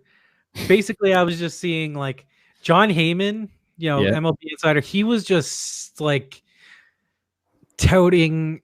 He was just on the side of Cora and like Hinch and stuff. Oh, baseball lost 2 great guys today. I'm just like, fuck off. Don't cheat. Because like you show your true colors there. I don't care who you are as a person. You didn't lose a great guy if you just lost 2 straight cheating managers. Yeah. It's like don't cheat. How about that? You're not great. You're not. You might be a great person. You're not a great guy for doing what you did. Sorry. It's like going to the Olympics, cheating, winning the gold medal, getting it taken away. Oh, a great person lost a medal today. That's horseshit in my opinion. Like the same thing with Barrett Hayden when the Canada won goal. I'm like, yeah, but he's still a little dickhead for what he did. Yeah, what a fucking warrior. Relax. Fucking dude had a separated shoulder and just ripped on that goal. He had a separated shoulder, dude, and he I ripped. have a dislocated shoulder. Suck a dick. You're not playing. You're not playing under 20 junior hockey. So going back to Mauro's steroids, question of whether or not what's the Like difference? how does it differ? Yeah, I'm curious what you guys think, because I don't know what to think at this point. I think personally okay. I can't remember if my argument was it's the same or it's worse. Mm-hmm. But I let's say it's the same even. Okay. Because it's an unfair advantage that players have over your counterparts. But also it's even worse because when you take steroids, what it helps you with is your strength and your ability to recover, right? Okay. Mm-hmm. The difference is you still have to hit the baseball. Yeah. But all these guys can do that. Huh? Like anyone at this level can do that. Yeah. The difference is you're literally manipulating your mind and knowing to look out for this set pitch. Yeah. So you're helping yourself in an unfair way. Yeah. You could argue that it's worse, but I think it's on par at the minimum. Yeah. Honestly, that's how I feel. The one thing that's been compared a lot is Pete Rose in this whole situation. Everyone goes like, "Oh, Pete Rose for life." Pete Rose, you're not the guy to talk. I'm like, fuck off. These are two completely different things. Yeah, but to me, it was just like, you know what? Pete Rose got banned for life for betting on his team, and these guys get a year. It's like, okay, I don't think the issue is that these guys should get more. Which we don't know whether or not Pete Rose bet on it. We know he bet on his team. We don't know if he bet against this team. All the things against his team, yes. Yeah, I agree. But everything I've heard said he bet on his team. If you bet, but I guess it's just so tough to distinguish the difference, right? But even so, you put that into context today, it's like, players are friends with each other all around the league, right? Mm-hmm. Yeah. It's a friendly. You guys lose this game for me, and I'm putting the money down. We split the winning. You never know, right? Like it's all hypothetical. And that's an extreme problem. If that was exactly. Yeah. But to me, it was just like everyone's just like, "Oh, why is he banned for life and these guys aren't?" It's like I don't think the issue is that these guys didn't get enough. I think it's that Pete Rose maybe got a little too much. Yeah. Like I think they got to stop that comparison. I think yes, Pete Rose deserves to be in the Hall of Fame. I will stick by that until the day he dies and they put him in.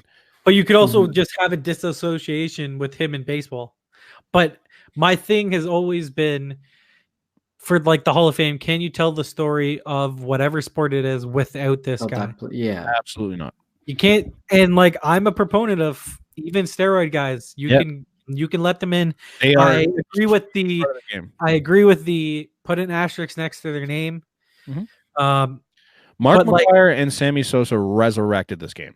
Yep. Like he was gonna die, and they brought it back with their steroid performances. I don't have a problem with having an I think an asterisk denotes substance abuse. Yeah. Sure. Asterisk done. It's not substance abuse, but performance enhancing drugs use rather PED use. Yeah. And it's tough because Bonds and Clemens who it's speculated never actually been caught. Yeah. Which I don't know. I think A-Rod's a Hall of Famer, even though he got caught multiple times. I think Manny Ramirez is a Hall of Famer, even though he got caught multiple times. It's going to be tough because the fact that Bonds and Clemens, neither of them have made it and they were never caught. Well, A-Rod is an open cheater. And that the media will love to stick it to these guys. The difference they'll eat that up. Yeah. The difference too with A-Rod is that after the game, I love A-Rod now, man. Bro, A-Rod's incredible now. It's like he's been out in the public and he does all this stuff for, is it MLB Network that he works with? Oh, no, Fox and ESPN. Fox. Okay, so he does all this stuff with them and he's analyzing the game and he's doing a lot of stuff that he's really good at it. He's so good at it, which makes sense because he's one of the most talented ball players that have been. Fox is incredible. Yeah. It's awesome. And then he's got the whole thing with J-Lo, so you see him in the pop culture all the time. And it's just I love what A-Rod's been doing since. So I think that might sway his vote. And it's like, you know what? Yeah, he did what he did, but he's also a really good guy. Yeah. He's on the Bonds and Clemens side. What has Bonds and Clemens done since they left the game? Clemens has been in courts, just arguing the fact that he was this and that. And I'm pretty sure he got held in contempt at one point. Bonds you haven't heard of until last year when he started helping out the Giants a little bit, I think it was. Oh yeah. And like before that, like Bonds just disappeared. Like you never heard anything from him. He was never on TV. He was never out in the public. So it's like, you know what? These guys aren't trying to do anything to fix their face or their figure. Their image, like, image. Thank you. Like they're not doing anything to fix their image. Like they're just hiding and trying to avoid it. Whereas A-Rod's, like, you know what? Yes, I screwed up, but here I'm actually a really good guy. No. The one thing I wanted to say, and it goes to Amir's point, right? Where, you take substance to, enhance your ability to play the game. You still have to hit the ball, right? Like there's two sides to it. Like you're able to do things at a better strength and recover faster. But like the way I see it with the two Astros managers, it's like that goes team wide. That's not just one player. Exactly. 100%. That's team wide, and it affects the other team because you're stealing from them in order to gain an advantage from your team. So it's a negative to them, a positive to your team. It's a double sway. It's like everyone on your team is taking steroids. Yeah. Exactly. So I think it's that much worse than it would be. Like, and I could be wrong. That's just how I'm seeing it based off of what I'm hearing from you guys. No, I like that. Right? I think that's fair. The one thing I saw a poll, and it was basically like, do you think the Astros punishment was too much, too little, or just right? What do you guys think? It's too little, but I don't think that you can do more. Okay. That's what I'm kind of on that. I think it's just right. I don't think there's anything else you can do. It's not just right, but it's too little. There's just nothing else you can do, and I think that's just it. That's what I'm fine with just right, just because has this ever happened before? This is, to my knowledge, this is the first time anything of this sort's ever happened. So stealing signs isn't foreign to the game, like the Jays have been. Yeah, but it's never to this degree. To this extent where you're winning a championship based off of it, right? We're in a different era where the Red Sox were caught up in something like this with the stealing signs is a thing of baseball that you can do. When a guy's at second base, if you're dumb enough to let a guy know what your signs are, that's gamesmanship. Yeah, it's gamesmanship. The Red Sox were caught up in something like this when they had the Apple Watch situation, but that got dealt with in-house, or not like in-house. Wasn't that Ned Yost also with the Apple Watch? Well, he was wearing it, and then people. So basically, they got fined like an undisclosed amount, and like you never really heard much about it. This was the first time that it's been like an open trial, basically. Sorry, the Ned Yost one was just he was just wearing an Apple Watch, he just wears it, but like they were on high alert. It's tough. Like the situation, it's unique. Like nobody's ever going to be World Series have an asterisk. Astros fans still think they didn't cheat, which is hilarious. Ridiculous. You also have a fucking abuser on your team. So yeah. Astros are the worst. Yep, just the worst. And the Red Sox. You know what? I also think the punishment should have been. You can't sign international free agents. Yeah, that wouldn't. The pool money also. Yep, I like that. What happened to the Astros themselves? Like, did they receive any sort of punishment? They got $5 million fine, and they lost. They lost their graphic. 2 firsts and 2 seconds. Yep, 2 firsts and 2 seconds. So the weird thing, but someone brought up too, it's like, well, they could just get rid of those picks by like signing what do you call it? Free agents that like where free you agents that would be a compensation pick. Yeah, thank you. But apparently, within the punishment, they said it's just the next 2 firsts and next 2 seconds that they have. But on the flip side, you could just keep getting rid of them and signing guys. Yeah, if you wanted to. It'd be like a 3rd and 4th, which you're fine with. But then you still lose a 1st and 2nd. It's like you lose the 1st and 2nds in the next year. Like to bring this back to soccer terms. That's what I read. So they're still able to sign players from the international pool then, right? Yeah. Because let's say soccer team does this, like they're getting a full transfer ban, like they're not able to sell, which is buy loan players. Like it's a common thing. Like it's happened to many teams over the span of however long I've been following. I would have liked. Sorry for talking over there. No, go ahead. Like I would have liked if they would have done. Okay, you're doing it for this many years. You're not eligible for the playoffs for this many years. I think they could have done a straight up ban from the draft. Would have been fun too. I think that but you can't go out and you can't you don't have these things to give up compensation for. Is one of those things. Do you disagree with you're not allowed to be in the playoffs for this? I like that too, but because college, in college football they do that also.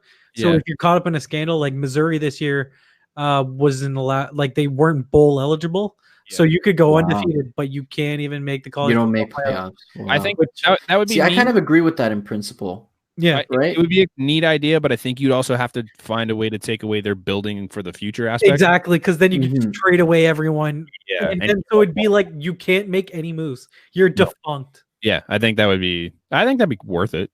Yeah. But then you're like killing a market, which well, that's the thing, right? Like a player does anything wrong, they're getting what minimum 50 games to 100. Like what's 60, like 60 or something, right? Like 162 is the second one. I think it's 81 for the first. Steroid 81, 162, and then essentially all they got was what you said, a $500 million fine. No, 5 million. 5 million. Yeah, pocket change. Yeah. But it's the maximum they're allowed under the CBA, so wasn't much they could do. It's okay. Yeah, it sucks. Like it's a shit fine. Which someone brought up the numbers too, and it's basically like that's not even a regular season game for them because like the money they were making like per game, that's not even a regular season game or something like that. That's bonkers to me. Yeah, kind of sucks. Like it'd be great if they could find them more, but well, yeah, I mean they already put it in their agreement that they can't, so. Not much. Yeah, you can't really go against the collective bargaining agreement. Yeah, exactly. So, what are you gonna do? Yeah. This is gonna be our longest episode. Oh yeah. I kind of want to see us break the 2-hour mark, but we might. There's a lot of. We haven't even talked about the NHL yet, which like. I also forgot to write something in that I've been having to take it down for the last like. When we hit half an hour. I'm surprised you're still awake. I know. What'd we forget to write? I just put it in. What? Yeah, it's in there now. I'll just there you go. Oh yeah, okay. Oh yeah. Yeah. So do we want to move on to the NHL? Because I think we're all right. That's the most we spent on baseball in a long time. Which like there hasn't been a story as captivating as this in a long time. No.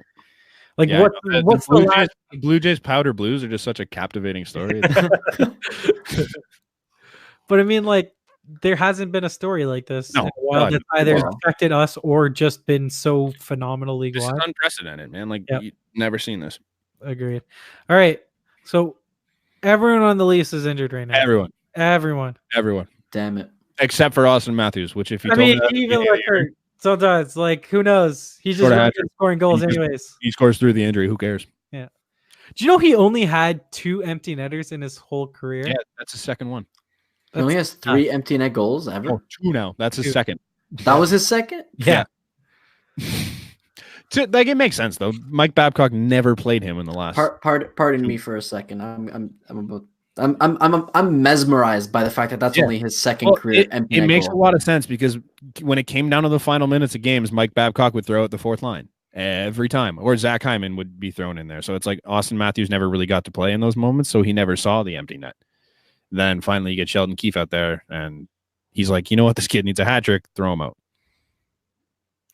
That's the thing. Sheldon Keefe's just been such a great player's coach that like the guys just like playing for him. The one thing, so that 8-4 loss to the Panthers. Ugh. The next day, forget about it. Don't worry about the game. Yep. The next day they canceled practice, and then the day of the game they had an optional skate. Do you guys agree with that? Like they didn't work on shit. They're just like whatever. What do they need to work? Like, I think you just know that you need to work on something. That's my thing. It's one of those things. It's like we lost, whatever. We played like shit. We know it. Leave it in the past. Let's just go and play out the next game. I would rather cancel practice, but still meet as a team. Yeah. You know what I mean? Like, we just talk about what we need to do better. It was clear that they just didn't have it that night. And it was one of those things like, let's just take a day off, regroup on was it Tuesday, and get it together before the game. If you want to come to the skate, come to the skate. Maybe it'll help you out. If not, if you need the rest, sure, take the rest. It's a long season. Take your days when you can take your days. Don't bag skate these guys before a fucking Tuesday game against the Devils. It was kind of upsetting. It was kind of upsetting because it was hometown hockey and it was in Vaughan. And it was really upsetting. Did you go? Yeah.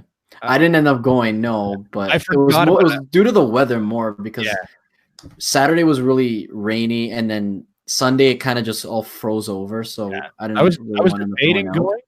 Like I went to the station earlier that week. I'm like, oh, it's here this weekend. Maybe I'll go, and then I just completely forgot until the game came on. But oh well, it was good. Shit game. I like what they did after. Yeah. Can't hate it. The biggest part was losing Riley. Yeah. And where did that even happen? I don't remember reading. I saw it yesterday. He blocked a shot in front of the net. Yeah, it was which game? It was Florida game against Florida.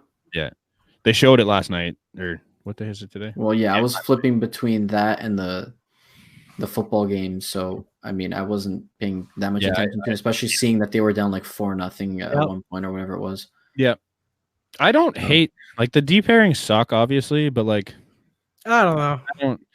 You don't really need defense on this team.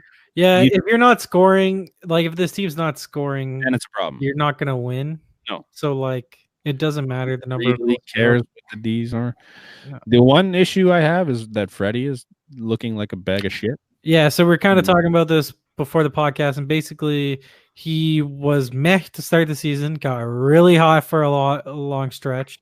Basically, as soon as Sheldon Keefe took over. Yep. And then not ice cold, but just cold, dude. Ice cold right now. It's been twice. Rough. Back-to-back games, he got pulled. Yeah, he got pulled. It's been a bit rough. They're back-to-back? 2 to 3. Whatever I mean, like the thing is, look at Blake Coleman's goals last night. Like they were pretty nasty. Garbage. Like a couple of more. It's been a lot. It was him, one and God back there. His first goal you need to have. Like, that was a shit goal. He had one backhander that beat Freddie that I'm like, you probably could have it. They were saying it's a nice shot. I'm like, it's a backhander that, like, was far off and out that has a great goalie in this league. You should make that save.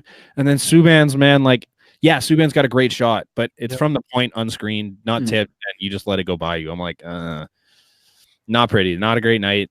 I think the defense was okay last night, but they had 3 meh opportunities that they buried because Freddie just didn't look like he had it, and it's a damn good thing they scored 7 goals. Mm-hmm. Like the way I compare what I see on a season basis to what I saw in the Winnipeg game.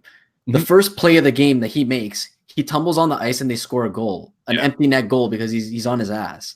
Yeah, that whole third period, he's the only reason they got a point out of that game, in my opinion. Okay. So you get the twofold, like and overtime was phenomenal. He made the save on the 2-0. I was going nuts. We couldn't believe it. I thought it was over. I thought that 2-0 was it. I'm like, game over. They deserved not the team, but Frederick Anderson deserved the 2 points that night. Yep. Like the Leafs didn't play to deserve the full 2, and Matthews too. He had 2 goals going into overtime. One of the big stories I saw coming out of that game is like there were a bunch of writers that were saying, "Oh, Austin Matthews put himself in the Hart conversation." I'm like, do you think so? No. There's so many guys on the Leafs that you're like, I don't know how. The thing for me is that like there's so many other guys that are in the conversation that I don't think Matthews puts McDavid and Draisaitl both get there before Matthews gets my vote. You didn't even mention McKinnon. Like McKinnon's my vote right now, just because like I love McDavid and Draisaitl, but like there's those 3. You've got Panarin is up in that conversation. Panarin's still putting up points in New York, right? Like say Pasta in Boston. That's the only thing. But that's the only thing. The only way Austin Matthews, in my opinion, gets a shot at the Hart is if he needs to be Pasternak in the race for only 2 back goal scoring. Well, that's the thing. He scored 2 that night in Winnipeg. Yep. Pasternak followed that up with a hat trick. Yeah. he scores a hat trick now, and now Boston plays. I had none last night. So it's going back and forth. I mean, it'll be a fun race. Knock on wood. We haven't seen 60 goals since what? Stamkos? Did Ovi ever do it? Ovi did it, but I think Stamkos was the last to do it. No. Okay. I don't know. I thought Ovi's done it a couple times. Ovi's hit 65. Yeah, he's definitely up there. I just think it's going to be great when Ovi has like 3 straight hat tricks or something and passes both of them. Probably. He just finds a way to win that award every year. Either the game before or after the All-Star break. Yeah, he's going to get the rest, come out after the 1-game suspension and just have like 4 goals in the game. Ovechkin hit 65. Sorry to interrupt. 07, 08. Yeah. And then Stamkos was the last one to do it. Hockey DB. I believe it was 2011. Really? Stamkos? I could be wrong in the year. I got you. No, 2011, 2012. 60 goals. Yeah. I'm really I hate the Bruins just as much as the next guy, but I'd love to see Pasternak or at least somebody hit 60, just for the sake of excitement of the game. Like I hate the Bruins, but like to have a 60 goal scorer, it's good. The Bruins. I'd like to see Matthews do it. I don't know if I'd like to see. Real, yeah. Wait. Since we were talking about the Bruins, okay. Oh, I was watching it live. Oh, and I was watching it.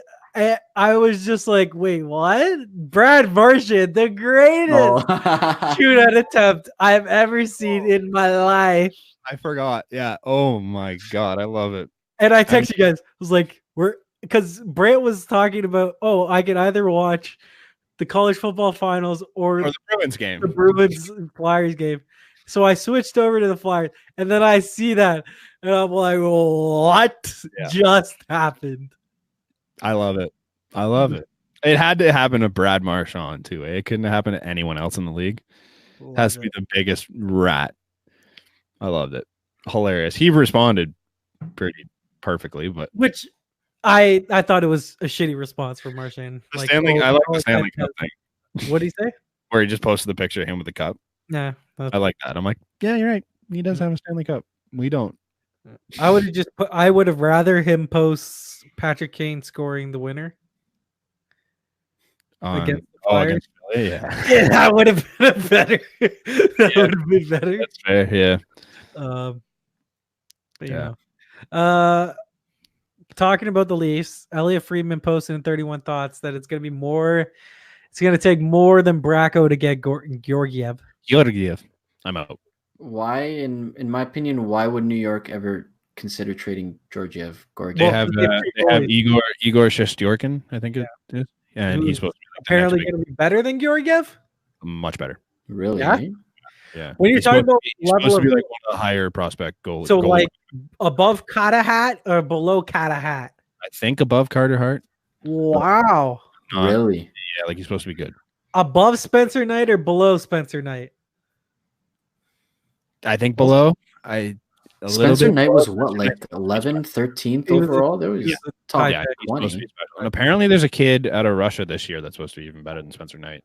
Supposed to go I don't know how old he is. Samsonov in Washington. He's been playing phenomenal. Fuck, hope he's not doing dick. Yeah, he won't be there next year, so it won't. And I don't think he'll be there next year either. I just hope he goes this offseason. They re-signed Backstrom, so I don't think who needs a goalie? San Jose. They can't afford him. That was a silly question. San Jose, of course. That's the thing. I was telling Brant. I'm like, Brant was like, well, if another team offers anything better than like Bracco, go ahead. I'm like, well, San Jose should offer the sun and the moon because they fucking need him bad. But they can afford Georgiev. They can't afford. They can't afford anyone else. Yeah.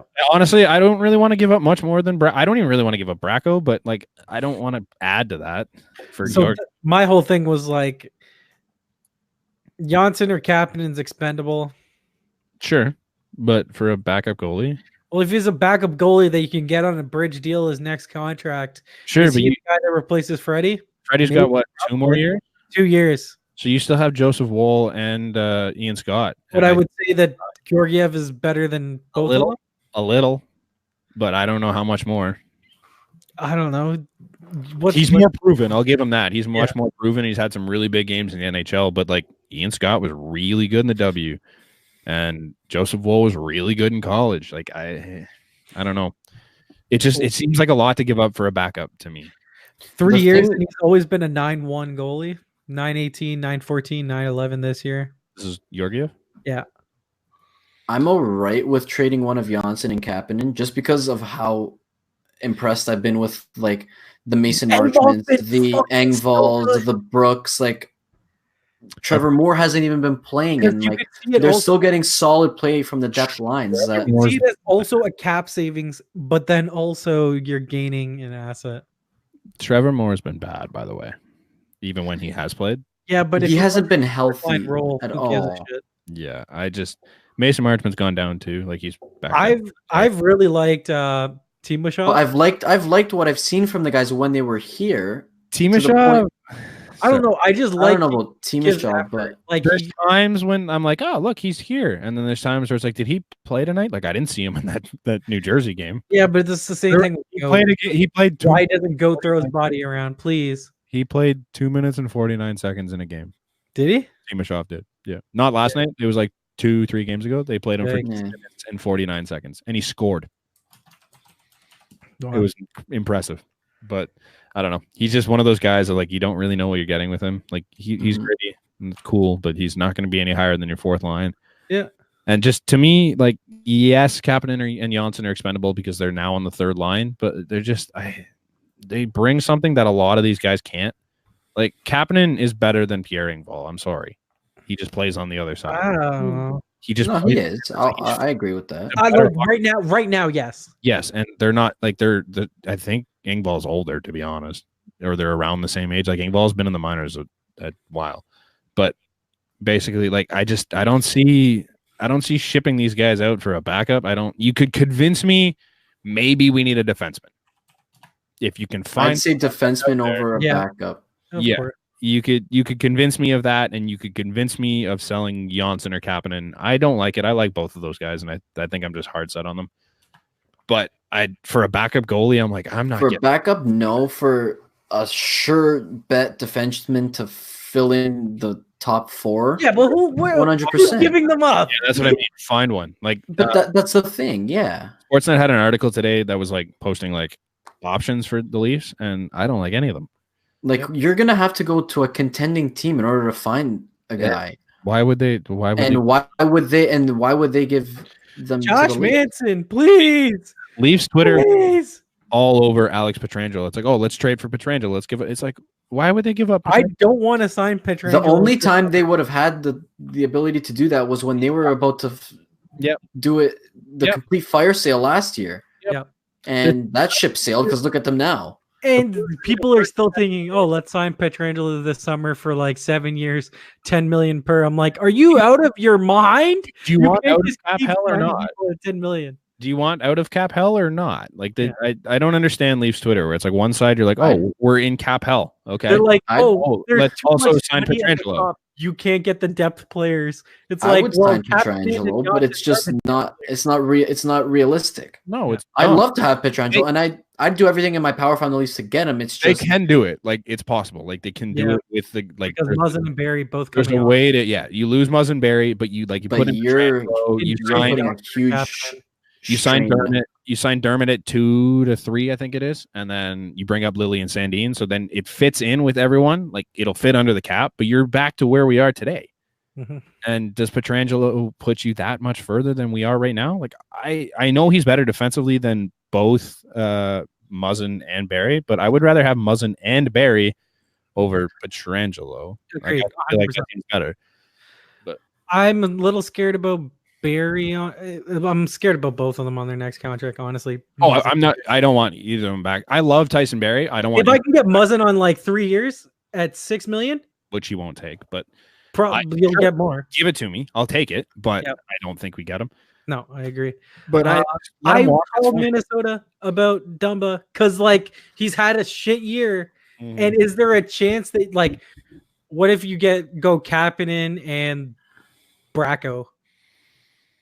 I'd do that if I'm the Leafs. That's a lot. But it's a cost control guy. I think it's got to be 1 and picks. If there's any time that Minnesota would be willing to part ways with players, I feel it'd be now. It'd be now. They're good.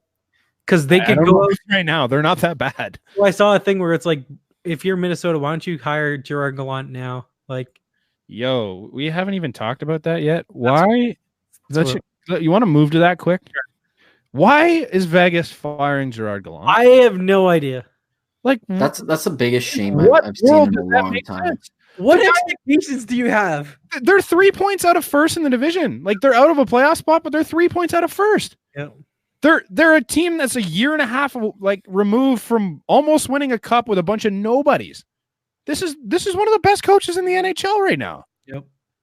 If the Leafs still had Babcock and didn't have Keefe, I'd be like, go sign him now. Yep.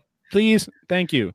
Like if this was a non-hockey issue, I'd be like, okay, but they're straight up saying this is a hockey decision. Yeah, this is purely performance based. And when I read that, I'm like, what? What are you watching? Was he too good for you? They're also one of the best teams at 5-on-5. Like their even strength stuff is ridiculous. Yeah. Like they're above everyone else. They're a great possession team. Like that's how they play. They've had below average goaltending for the past 3 weeks. So let's fire the coach. This is like New Jersey firing their coach. And isn't it Flower coming off of an injury? Yeah. Fleury hasn't been fully healthy this year. Not a chance. Stuff with his dad, where like his dad just passed away, and he's been dealing with that. That's why he's not going to the All-Star game. Like, I don't know, man. It's just he's already regarded as one of the nicest and most player-friendly coaches in the league. Yeah, and it's purely performance-based, like I don't buy that shit. Like that to me is a mistake. So you bring in Peter DeBoer, and I'm like, what the fuck has Peter DeBoer ever done? Well, he was got San Jose to a cup final. No, didn't your 75 old men did? Yep. Back when they were good. No, I agree. He didn't coach that team. They had 4 coaches playing for the team. Yeah. Like that is such a dumb move. I just don't understand that. I hope they just bottom out and end up getting Lafreniere. Like if it was a coach that people didn't like to play for, I'd get a lot more behind this decision. But like just based on what I've heard from the guy like it's tough for me to swallow this as a hockey fan because it's like it's a big backstab move. Freeman was like they were just talking about an extension earlier in the season. Yep. Some I don't even know who it was, but they tweeted out it was basically that what's his name? Their owner, GM, George McPhee. Sorry, George McPhee has been falling ass backwards into these things this entire time, and he just missed on this one. Like he's been like luckily hitting everything he's done up until this point, and now he just stupidity getting rid of your coach. Just embarrassing. I hate it. I would hate to be a Vegas fan today because that's just like there's nothing that you could tell me that makes sense. This seems like a Raiders move and not a Vegas Golden Knights move. Yeah. Yep. Just bonehead. Whatever. Move on. Done with that team. So what's the last thing we have? Zack Kassian versus Matthew Tkachuk. I didn't write a thing for it, but so if you didn't see it, Matt Tkachuk. I hate Matt Tkachuk, but I love him. I love Matt Tkachuk. I want him on my team. Let's break it down. Before, like, while Nylander wasn't signed, I was like, can we trade Nylander for Tkachuk? Because I think Calgary would take it. Yeah. And at the time, I'm pretty sure they would have. Less points per game with a bigger cap hit. But the style of hockey he but brings, like, bro, he would be like bigger Tucker Domi 2.0. Like, yeah. The thing was, like, you saw what his deal was. If Nylander signed today, he's getting more than that. Oh no! It's not. It's not a. It's just like I just. It's not a criticism of the Nylander contract. Yeah. I just like that value better. Anyways, let's break it down because there was the 2 hits. Did you get to see both of them? Obviously, it's been long. I saw them. Okay, that first one. A lot of people are saying it should have been suspendable, which I think is a joke. What do you guys think? I'm trying to pull them up now just to make sure. The first one was like it was a charging that people were going off about that. Like they said it was high. Like they said a lot of people are saying it was a head contact. I see 0 contact with the head. That was the wraparound attempt. Yeah. So he comes out and yes, it's a charge. Maybe give him 2 minutes for it because I could see it. But his hip makes full contact. It's a hip. This is the second one we're talking about, right? The first one. Oh, whoops. The first one where he comes around on the wraparound. I think there was 3 that night, but apparently these are the only 2 I remember. But his hip has full contact with his shoulder, and then Kassian's head whips around and hits. Okay, yeah. I see. They played both of them. But sorry. Like, is it high? Absolutely. Is it head contact? Is the principal point of contact head contact? Not even close. I don't think so. No, it's hit to shoulder, and his head comes whipping around and hits him. It's the momentum. That's the thing. Yeah. Like it's not in. He's not trying to hit his head. It's not intentional. No. It's the momentum of him coming around. Is it a charging? Maybe. Yeah. Is that suspendable? I can get behind that. Don't tell me that's suspendable though. Like you don't suspend. I think it's a dirtbag hit. Yeah, I don't think it's not a jackass thing to do, but I mean, is it within the laws of the game aside from it being a charge? All right, I think it's a 2 minute snaps back and stuff, and like it's pretty bad. But the principal point of contact is the shoulder. It's his shoulder and neck, I think. Yeah. which is not it's the momentum of him coming towards him on a wraparound that leads it to his head. Yep. Which is why it looks a lot worse. And it looks bad. Yeah. It's a blindside hit also. Mm-hmm. Like he can't look. He turns away from it, but because he's turning towards the net. It's his momentum is bringing him towards the net. Either way, so then the second one is fine. I think that's a hip check. Yeah, it's a gnarly hip That's check. just him. That's just him taking out his frustration on him. Railroad Zack Kassian, and I loved it. So Zack Kassian jumps him and starts trying to and for me, Matt Tkachuk did the right thing in that situation. Because not retaliating. I'm on the side of if you throw a clean hit, you don't have to fight for it. I'm sorry. No, sure. If you throw some dirty ass hit, then you better drop the gloves and go at whoever comes at you. But if you line some guy up like that, if he gets up and fights you, I wouldn't drop my gloves. Fuck that. You can take the penalty. But that's the thing. What Tkachuk said. That hit, the second hit I'm talking about wasn't a dirty hit. It was a hip check. No, but I think Kassian's going at him just out of pure frustration of the first one, which is right. But that's what teams do. Sure, when Brandon Manning threw McDavid into the boards, the next game Philly played Edmonton. He got trampled. It's a little it was a dirty hit that Brandon Manning threw on McDavid. These were all clean, and to me, they were both clean. Whether you thought. Well, that's the thing. That was up to Kassian's discretion, and he took it into his own hands. Yeah, which to me was a bonehead move because Matt Tkachuk did the right thing. Keep your gloves on. Guy gets 2. Yeah. He gets 4 minutes in penalties and a 10, and then two suspension. Your first line guy is now out of the game for at least 10 minutes, and you have a 5-on-4 for 4 minutes where they ended up scoring the game-winning goal. Yeah, I think the first hit. It definitely should have been a penalty. Yeah, it's not. Tkachuk should have got suspended at least a game. I think that's a. I think you give him a game just because of what the colossal shit show. Yeah, it's a charge. The refs didn't handle it. Yeah, it didn't get anything for that. The refs handled it very poorly, in my opinion. Where they let it escalate. You can't give him a game for something that should have got him maybe 2 minutes. Did they? It's a pretty bad hit. It didn't even get reviewed. It's a 2-minute. The hit itself is fine. He hits a shoulder.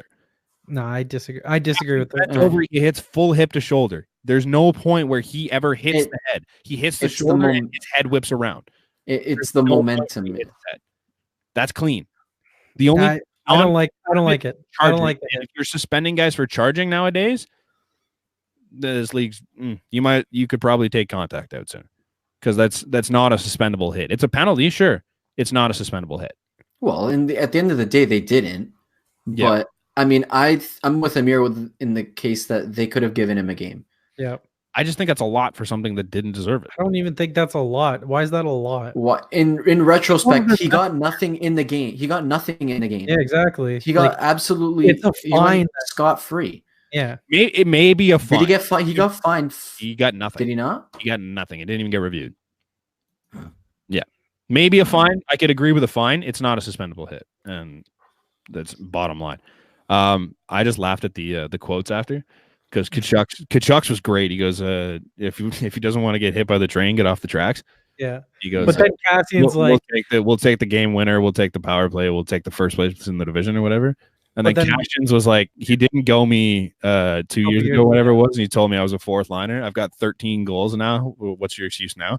Buddy, your excuse now is that you're playing with Connor McDavid.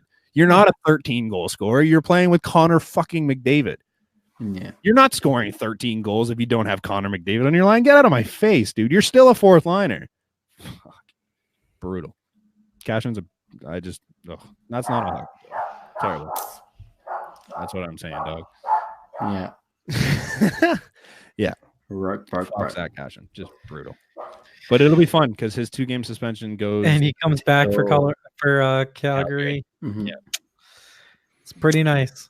I'm excited to see him fight Lucic because Tkachuk's not going to fight. And I wouldn't if I'm Tkachuk. That's not a trade-off I take ever. No, he's absolutely right. Like, what? Why? Why would I fight the toughest guy on your team as the second best player on my own team? Stupid. Oh, so you agree that Monahan's better than? No, but Johnny Gaudreau. David Riddick. Actually. I think it's a real toss up between Gaudreau, Monahan. No, I think it's Gaudreau. Between the three of them, it's like you could put them in any order. And I'd be if you're telling me on my team, I take Tkachuk over any of them. Honestly, sheer defensive abilities is what you're thinking. For what? He's just better on both ends of the ice. He's just great. Yeah, I don't think three assets. He has three assets of the game: offense, defense, and just a fucking rat. He doesn't have the offensive upside that Monahan or Gaudreau has, but he is better defensively. I don't know. He's really good in front of the net. But Gaudreau and Monahan are good everywhere. Monahan. I'd rather have from the offensive side. I'd rather have Gaudreau, maybe Monahan. I think he's at par with Monahan in terms of Brampton's finest, Sean Monahan.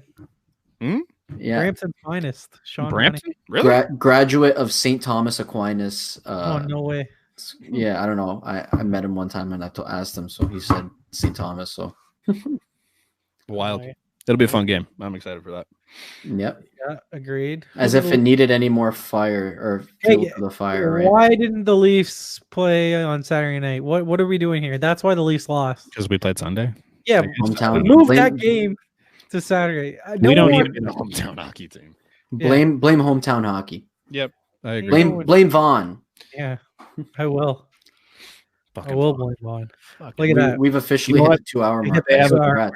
Vaughn has a good subway station. I'd like to throw that in. That's been really for me. It's like it's a game changer, lifesaver. It's so much nicer not having to drive on the 401 to get to a subway station. Oh yeah, so it's awesome. I love it. Alrighty, is there anything else, boys, that we got to talk about? We clocked a full 2 hours, man. I'm proud of us. Conor McGregor is going to beat the shit out of Donald Trump. Oh fuck, let's talk about it. Shit, we don't have to talk much, but who do you got in that fight? Yeah, I agree that McGregor's going to win, but I think it's going to be close. It'll be interesting. It's like decision Cerrone, I guess. Yeah. Or Cerrone's got knockout power though, man. Like he's not knocking out McGregor. Relax. McGregor doesn't get knocked out is the thing, but Cerrone's got that knockout power. He taps like chicken. Yeah. And I don't know too much on Cerrone's ability to submit guys, but I know I've seen him pop some dudes. It's gonna be a good fight. I know one fighter. Rogan was Conor McGregor, so I'm going with him. Well, I know a couple other guys, but he's my favorite one. Yeah, he's I don't know. I think it's gonna be a good fight. McGregor's not worth buying the card though. No, who buys cards? I don't know. Who buys cards? Go out. No, just stream it. Stream it or go out and watch. No, we don't. We don't stream. We buy the cards. I'm talking about that. I'm talking about the zone. In public and I'm talking about the zone. I subscribe. Stream it on the zone. TV. Okay. We don't know when the next one's gonna be. Hopefully, soon. We're trying to get better at this. Yeah. We've been on next week sometimes. We might have to full on cut down to once a week because I got 2 jobs now and I'm busy as fuck. But all right, so we'll see you guys next time. Peace.